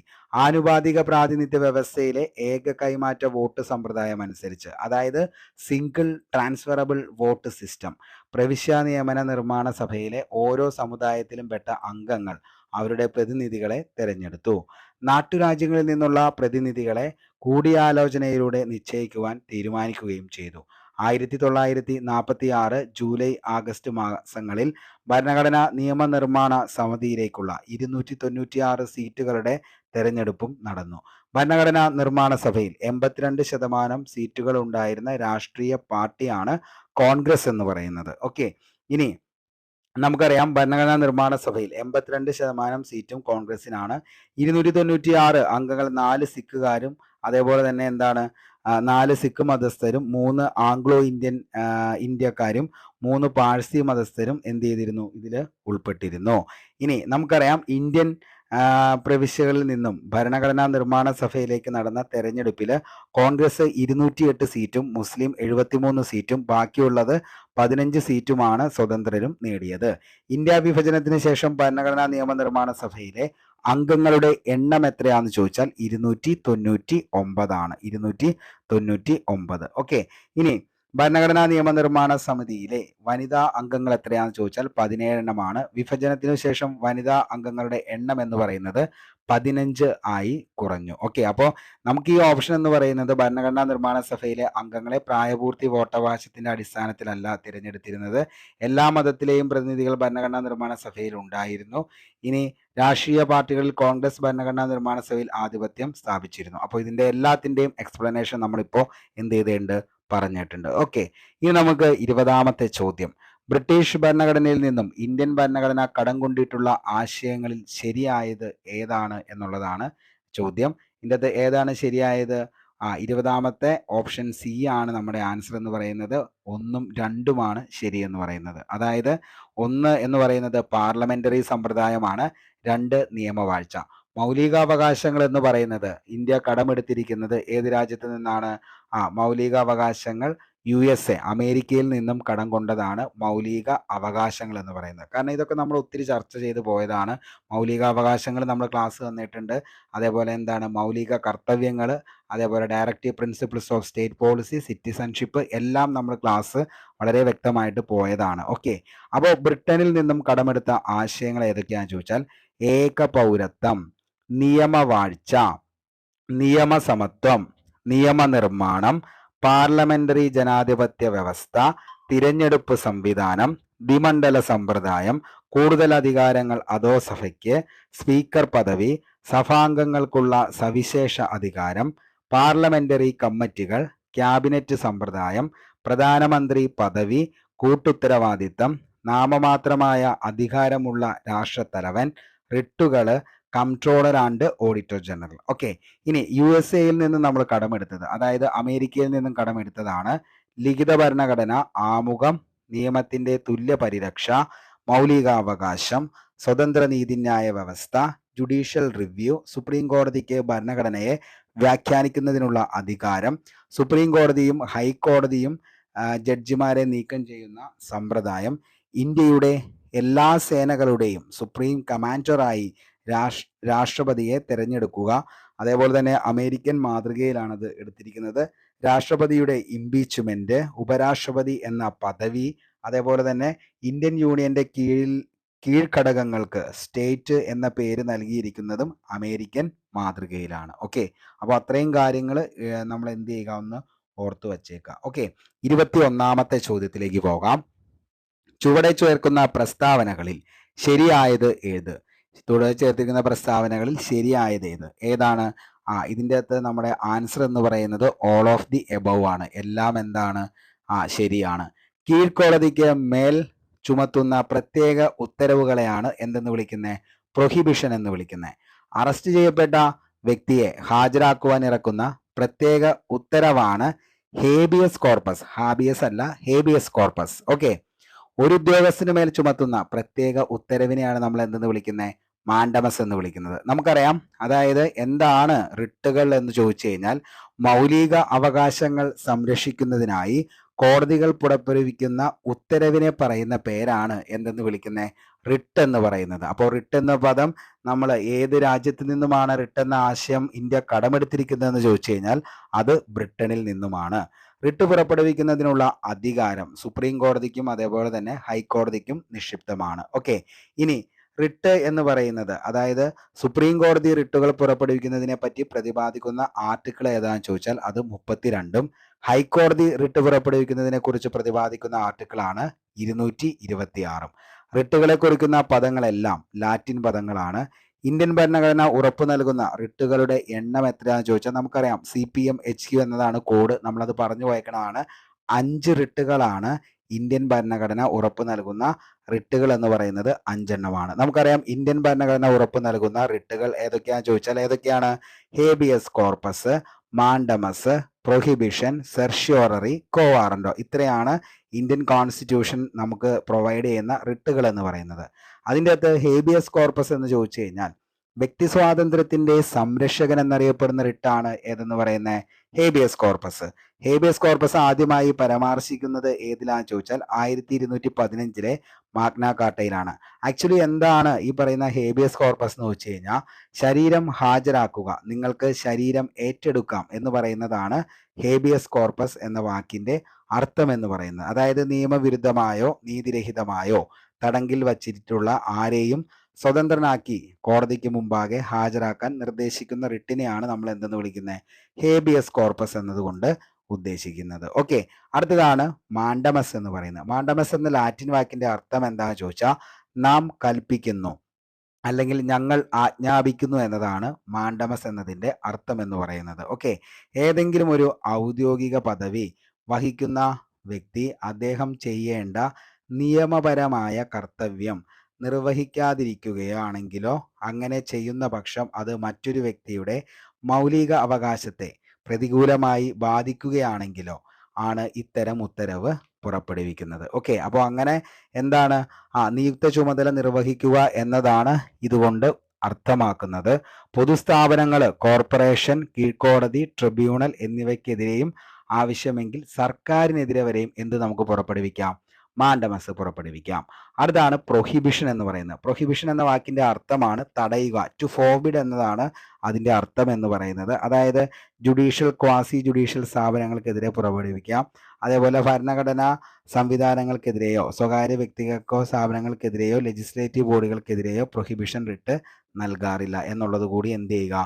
ഒന്ന് ഓർത്തു വച്ചേക്കുക. ഓക്കെ, അടുത്ത നമുക്ക് ചോദ്യത്തിലേക്ക് പോകാം. അപ്പോൾ അത്രയും കാര്യങ്ങളാണ്. റിട്ടൊക്കെ നമ്മൾ വളരെ വ്യക്തമായിട്ട് നമ്മൾ സെറ്റ് ക്ലാസ് നമ്മൾ സെറ്റ് ചെയ്തേക്കുന്നതാണ്. ഓക്കെ, 22ാമത്തെ ചോദ്യം, ഇന്ത്യൻ ഭരണഘടനയിലെ അനുച്ഛേദം 19 പ്രകാരമുള്ള സ്വാതന്ത്ര്യങ്ങളിൽ പെടാത്തത് ഏതാണ്? സ്വാതന്ത്ര്യങ്ങളിൽ പെടാത്തത് ഏതാണ്? ഓപ്ഷൻ സി ആണ് നമ്മുടെ ആൻസർ എന്ന് പറയുന്നത്. 3ാമത്തെ വിദ്യാഭ്യാസ സ്വാതന്ത്ര്യം എന്ന് പറയുന്നത്. ഓക്കെ, നമുക്കറിയാം ഇന്ത്യൻ കോൺസ്റ്റിറ്റ്യൂഷൻ നമുക്ക് മൗലിക അവകാശങ്ങൾ എന്ത് ചെയ്തിട്ടുണ്ട്? തരുന്നുണ്ട്. അതിനെക്കുറിച്ച് പറയുന്നത് ആർട്ടിക്കിൾ 19ലാണ്. 6 മൗലിക അവകാശങ്ങൾ എന്ന് പറയുന്നത്. ഒന്നാമത്തെയാണ് സംസാരത്തിനും ആശയ പ്രകടനത്തിനുമുള്ള സ്വാതന്ത്ര്യം. 2, നിരായുധരായി സമാധാനപരമായി ഒത്തുചേരാനുള്ള സ്വാതന്ത്ര്യം.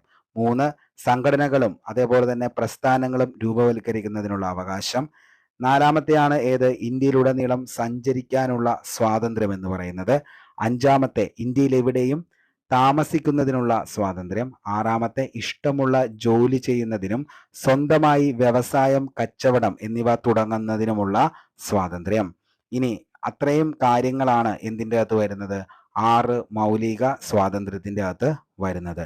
ഈ 6 മൗലിക അവകാശങ്ങളും രാജ്യത്തെ പൗരന്മാർക്കും രാജ്യത്തെ കമ്പനികളുടെ ഓഹരികൾക്കും മാത്രമേ ലഭ്യമാകൂ. വിദേശികൾക്ക് ഇത് എന്തില്ല? ലഭ്യമാകില്ല. വിദ്യാഭ്യാസത്തെ സ്വാതന്ത്ര്യം ഉൾപ്പെടുന്നത് ആർട്ടിക്കിൾ 21A വിദ്യാഭ്യാസ സ്വാതന്ത്ര്യത്തെക്കുറിച്ച് പറയുന്നത്. അതുകൊണ്ടാണ് അതിൻ്റെ അകത്ത് എന്താണ് ഇന്ത്യൻ ഭരണഘടനയുടെ അനുച്ഛേദം 19 പ്രകാരമുള്ള സ്വാതന്ത്ര്യങ്ങളിൽ പെടാത്തതെന്ന് പറയുന്നത് വിദ്യാഭ്യാസ സ്വാതന്ത്ര്യം ആയത്. നമുക്ക് അടുത്ത ചോദ്യത്തിലേക്ക് പോകാം. 23ാമത്തെ ചോദ്യം. നിർദ്ദേശക തത്വങ്ങളുടെ ലക്ഷ്യങ്ങളുമായി ബന്ധപ്പെട്ട് താഴെ പറയുന്ന ശരിയായ പ്രസ്താവന ഏതാണ്? നിർദ്ദേശക തത്വങ്ങളുടെ എന്താണ് ലക്ഷ്യങ്ങളുമായി ബന്ധപ്പെട്ട് താഴെ പറയുന്നവയിൽ ശരിയായ പ്രസ്താവന ഏതാണ്? അന്തർദേശീയ സമാധാനം പരിപോഷിപ്പിക്കുക, കുടിൽ വ്യവസായം പരിപോഷിപ്പിക്കുക, ജീവിത നിലവാരം ഉയർത്തുക. ഓക്കെ, അപ്പൊ ഇതെല്ലാം എന്താണ്? ഈ പറയുന്ന മാർഗനിർദ്ദേശക തത്വങ്ങളുമായി ബന്ധപ്പെട്ടതാണ് ഈ പറയുന്ന എല്ലാം. അതുകൊണ്ട് തന്നെ നമ്മുടെ ആൻസർ എന്ന് പറയുന്നത് ഏതാണ്? ഓൾ ഓഫ് ദി എബവ്, എല്ലാം ശരിയാണ്. ജനക്ഷേമം മുൻനിർത്തി പദ്ധതികൾ ആവിഷ്കരിച്ച് നടപ്പിലാക്കുവാൻ ഇന്ത്യൻ ഭരണഘടനയിൽ കേന്ദ്ര സംസ്ഥാന സർക്കാരുകളോട് നിർദ്ദേശം നൽകുന്നതാണ് നിർദ്ദേശക തത്വങ്ങൾ എന്ന് പറയുന്നത്. ഇന്ത്യയെ ഒരു ക്ഷേമരാഷ്ട്രമാക്കി മാറ്റുന്നതിനായി ഭരണഘടന അനുശാസിക്കുന്ന അടിസ്ഥാന തത്വങ്ങളാണ് മാർഗനിർദ്ദേശക തത്വങ്ങൾ. മാർഗനിർദ്ദേശക തത്വം എന്ന ആശയം ഇന്ത്യ കടം കൊണ്ടിരിക്കുന്ന രാജ്യമാണ് അയർലൻഡ്. ലോകത്തിലാദ്യമായി മാർഗനിർദ്ദേശക തത്വങ്ങൾ ഭരണഘടനയിൽ ഉൾപ്പെടുത്തിയ രാജ്യമാണ് സ്പെയിൻ എന്ന് പറയുന്നത്. സ്പെയിനിൽ നിന്നാണ് മാർഗനിർദ്ദേശക തത്വങ്ങൾ അയർലൻഡ് കടമെടുത്തിരിക്കുന്നത്. നിർദ്ദേശക തത്വങ്ങൾ ഭരണഘടനയിൽ ഉൾപ്പെടുത്താൻ ശുപാർശ ചെയ്ത കമ്മിറ്റി ഏതാന്ന് PSC ചോദിച്ചിട്ടുണ്ട്. അതാണ് എന്തെന്ന് പറയുന്നത്? തേജ് ബഹദൂർ സാപ്രു കമ്മിറ്റി. ഇന്ത്യൻ ഭരണഘടനയിൽ മാർഗനിർദ്ദേശക തത്വങ്ങൾ ഉൾപ്പെടുന്ന ഭാഗം ചോദിച്ചു കഴിഞ്ഞാൽ ഭാഗം 4 ഭരണഘടനയിൽ മാർഗനിർദ്ദേശക തത്വങ്ങൾ ഉൾപ്പെടുന്ന ആർട്ടിക്കിൾ ചോദിച്ചാൽ 36-51. ലക്ഷ്യങ്ങൾ എന്താണെന്ന് ചോദിച്ചാൽ ജനക്ഷേമം, സാമൂഹിക, സാമ്പത്തിക, രാഷ്ട്രീയ നീതി എന്നുള്ളതാണ്. നയങ്ങൾ ഏകീകൃത സിവിൽ കോഡ്, ലഹരി പാനീയങ്ങളുടെ ഉപയോഗം നിരോധിക്കുക, കുടിൽ വ്യവസായങ്ങളെ പരിപോഷിപ്പിക്കുക, ഉപയോഗമുള്ള കന്നുകാലികളെ കശാപ്പ് നിരോധിക്കുക. ന്യായവാദ മർഹമല്ലാത്ത അവകാശങ്ങളാണ്, അതായത് നോൺ ജസ്റ്റിഷ്യബിൾ റൈറ്റ് എന്ന പേരിലാണ് ഏതറിയപ്പെടുന്നത്? ഈ പറയുന്ന മാർഗനിർദ്ദേശക തത്വങ്ങൾ. മതിയായ ഉപജീവന മാർഗം, പുരുഷനും സ്ത്രീക്കും തുല്യ ജോലിക്ക് തുല്യവേതനം, സാമ്പത്തിക ചൂഷണത്തിനെതിരെയുള്ള അവകാശം, ഇതൊക്കെയാണ് ഇതിൻ്റെ അകത്ത് വരുന്നത്. ഓക്കെ, നമുക്ക് അടുത്ത ചോദ്യത്തിലേക്ക് പോകാം. 24ാമത്തെ ചോദ്യം. ഓക്കെ, ചുവടെ ചേർക്കുന്നതിൽ സ്വത്തവകാശവുമായി ബന്ധപ്പെട്ട ശരിയായ പ്രസ്താവന ഏതാണ്? ചുവടെ ചേർക്കുന്നതിൽ സ്വത്തവകാശവുമായി ബന്ധപ്പെട്ട ശരിയായ പ്രസ്താവന ഏതാണ്? ഓപ്ഷൻ എ ആണ് നമ്മുടെ ഉത്തരം എന്ന് പറയുന്നത്. സ്വത്തവകാശം ഒരു നിയമ അവകാശമാണിപ്പോൾ. ഓക്കെ, പണ്ടെന്തായിരുന്നു? അതൊരു ഫണ്ടമെന്റൽ, അതായത് മൗലിക അവകാശമായിരുന്നു. ഇന്നെന്താണ്? വെറും നിയമ അവകാശമായി മാറി. ഇന്ത്യൻ ഭരണഘടന നിലവിൽ വരുമ്പോൾ സ്വത്തവകാശം മൗലികാവകാശമായിരുന്നു. നിലവിൽ സ്വത്തവകാശം ഒരു നിയമാവകാശം മാത്രമാണ്. സ്വത്തവകാശം മൗലികാവകാശങ്ങളിൽ നിന്നും നീക്കം ചെയ്ത ഭരണഘടനാ ഭേദഗതി ഏതാന്ന് ചോദിച്ചാൽ 44ാം ഭരണഘടനാ ഭേദഗതിയാണ്. അതെന്നാന്ന് ചോദിച്ചു കഴിഞ്ഞാൽ 1978 44ാം ഭരണഘടനാ ഭേദഗതി. 44ാം ഭരണഘടനാ ഭേദഗതി നിലവിൽ വന്നത് 1979 ഏപ്രിൽ 30. സ്വത്തവകാശത്തെ 44ാം ഭരണഘടനാ ഭേദഗതി പ്രകാരം ഭരണഘടനയിൽ കൂട്ടിച്ചേർത്തത് ഏതാന്ന് ചോദിച്ചു കഴിഞ്ഞാൽ അത് 12ാം ഭാഗത്തിലാണ്. ഓക്കെ, അപ്പോൾ സ്വത്തവകാശത്തെ 44ാം ഭരണഘടനാ ഭേദഗതി പ്രകാരം ഭരണഘടനയിൽ കൂട്ടിച്ചേർത്തത് അതെന്നാണ്? അത് 12ലാണ് കൂട്ടിച്ചേർത്തത് എന്ന് പറയുന്നത്. ഓക്കെ, ഇനി സ്വത്തവകാശത്തെ പറ്റി ഭരണഘടനയിൽ പ്രതിപാദിച്ചിരിക്കുന്ന ആർട്ടിക്കിളാണ് 31. ആർട്ടിക്കിൾ 31A, 31B, 31C ഇപ്പോഴും നിലവിലുണ്ട്. ഓക്കെ, അപ്പോൾ ആർട്ടിക്കിൾ 31A, 31B, 31C ഇപ്പോഴും നിലവിലുണ്ട്. ഓക്കെ, അപ്പോൾ അത്രയും കാര്യങ്ങളാണ് നമ്മൾ അതിൻ്റെ അകത്ത് പറയുന്നത്. അടുത്ത ലാസ്റ്റ് ക്വസ്റ്റ്യൻ ആണ് 25ാമത്തെ. ചുവടെ ചേർക്കുന്ന പ്രസ്താവനകളിൽ ശരിയായത് ഏതാണ്? ഓപ്ഷൻ ബി ആണ് നമ്മുടെ റൈറ്റ് ആൻസർ. ഓൺലി 1 and 2 ആണ് ഇതിൻ്റെ അകത്ത് റൈറ്റ് ആൻസർ. ഓക്കെ, എന്താണ്? അതായത് ഭരണഘടനാ വകുപ്പുകളിൽ മാറ്റം വരുത്തുകയോ പുതിയവ കൂട്ടിച്ചേർക്കുകയോ നിലവിലുള്ള ഏതെങ്കിലും വകുപ്പുകൾ റദ്ദാക്കുകയോ ചെയ്യുന്നതാണ് ഭരണഘടനാ ഭേദഗതി എന്ന് പറയുന്നത്. ഭരണഘടനാ ഭേദഗതിയെക്കുറിച്ച് പ്രതിപാദിക്കുന്ന ഭാഗം ഏതാന്ന് ചോദിച്ചാൽ ഭാഗം 20ലാണ്. ഭരണഘടനാ ഭേദഗതിയെക്കുറിച്ച് പ്രതിപാദിക്കുന്ന അനുച്ഛേദം ചോദിച്ചു കഴിഞ്ഞാൽ അത് 368ആണ്. ഭരണഘടനാ ഭേദഗതി എന്ന ആശയം കടമെടുത്തിരിക്കുന്നത് സൗത്ത് ആഫ്രിക്കയിൽ നിന്നാണ്. ഭരണഘടനാ ഭേദഗതി ചെയ്യാൻ അധികാരമുള്ളത് ആർക്കാന്ന് ചോദിച്ചു കഴിഞ്ഞാൽ അത് ആർക്കാണ്? അത് പാർലമെന്റിനാണ്. ഓക്കെ, അതേപോലെ തന്നെ ഒരു പൗരന്റെ അടിസ്ഥാനപരമായ അവകാശമാണ് മൗലികാവകാശം. കടമെടുത്തത് അമേരിക്ക, ഏത് ഭാഗത്താണ് ഉൾപ്പെടുന്നത്? ഭാഗം 3-ലാണ്. മൗലികാവകാശങ്ങളുടെ സംരക്ഷകൻ എന്നറിയപ്പെടുന്നത് സുപ്രീം കോടതി. മൗലികാവകാശങ്ങളുടെ സംരക്ഷണത്തിനുള്ള ഉപകരണമാണ് റിട്ട്. റിട്ട് ഏത് രാജ്യത്ത് നിന്ന് കടമെടുത്തു? ബ്രിട്ടൻ എന്നാണ്. ഹൈക്കോടതി റിട്ട് പുറപ്പെടുവിക്കുന്ന 226, സുപ്രീം കോടതി 32. അപ്പോൾ ഇത്രയും ചോദ്യങ്ങളാണ് നമുക്ക് ഫസ്റ്റ് പാർട്ടിൽ ഇനി ചെയ്യാനുള്ളൂ. അപ്പോൾ ഇത് എല്ലാവർക്കും മനസ്സിലായി എന്ന് കരുതുന്നു. നിങ്ങൾക്ക് വീഡിയോ ഇഷ്ടപ്പെടുകയാണെങ്കിൽ ഉറപ്പായിട്ടും ലൈക്ക് അടിക്കുക. അതേപോലെ തന്നെ നിങ്ങളുടെ അഭിപ്രായം അതെന്ത് തന്നെയാണെങ്കിലും താഴെ കമൻറ്റ് ബോക്സിൽ ഒന്ന് രേഖപ്പെടുത്തുക. അതേപോലെ തന്നെ നമ്മൾ SCERT ബുക്ക് എടുത്തുകൊണ്ട് അതിൻ്റെ അകത്ത് ഏറ്റവും ഇമ്പോർട്ടൻ്റ് ആയിട്ടുള്ള സയൻസ് വിഭാഗങ്ങളിലെ 1, 2, 3 ക്ലാസ്സുകൾ കൂടി നമ്മൾ ഏറ്റവും റീസെൻ്റ് ആയിട്ട് തന്നെ ചെയ്യുന്നുണ്ട്.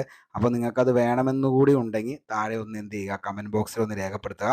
ഏറ്റവും ഇമ്പോർട്ടൻ്റ് ആയിട്ടുള്ള ക്വസ്റ്റ്യൻസ് കൂടി നമുക്ക് അതിൻ്റെ അകത്ത് എന്ത് ചെയ്യാം, ഡിസ്കസ് ചെയ്ത് പോകാം. അപ്പോൾ എല്ലാവർക്കും നല്ലത് മാത്രം വരട്ടെ എന്ന് ആത്മാർത്ഥമായി സർവേശ്വരനോട് പ്രാർത്ഥിച്ച് ഇന്നത്തെ ഈ വീഡിയോ ഇവിടെ വെച്ച് വൈൻഡപ്പ് ചെയ്യാണ്. Signing off, Arun Kombanadan. Thank you.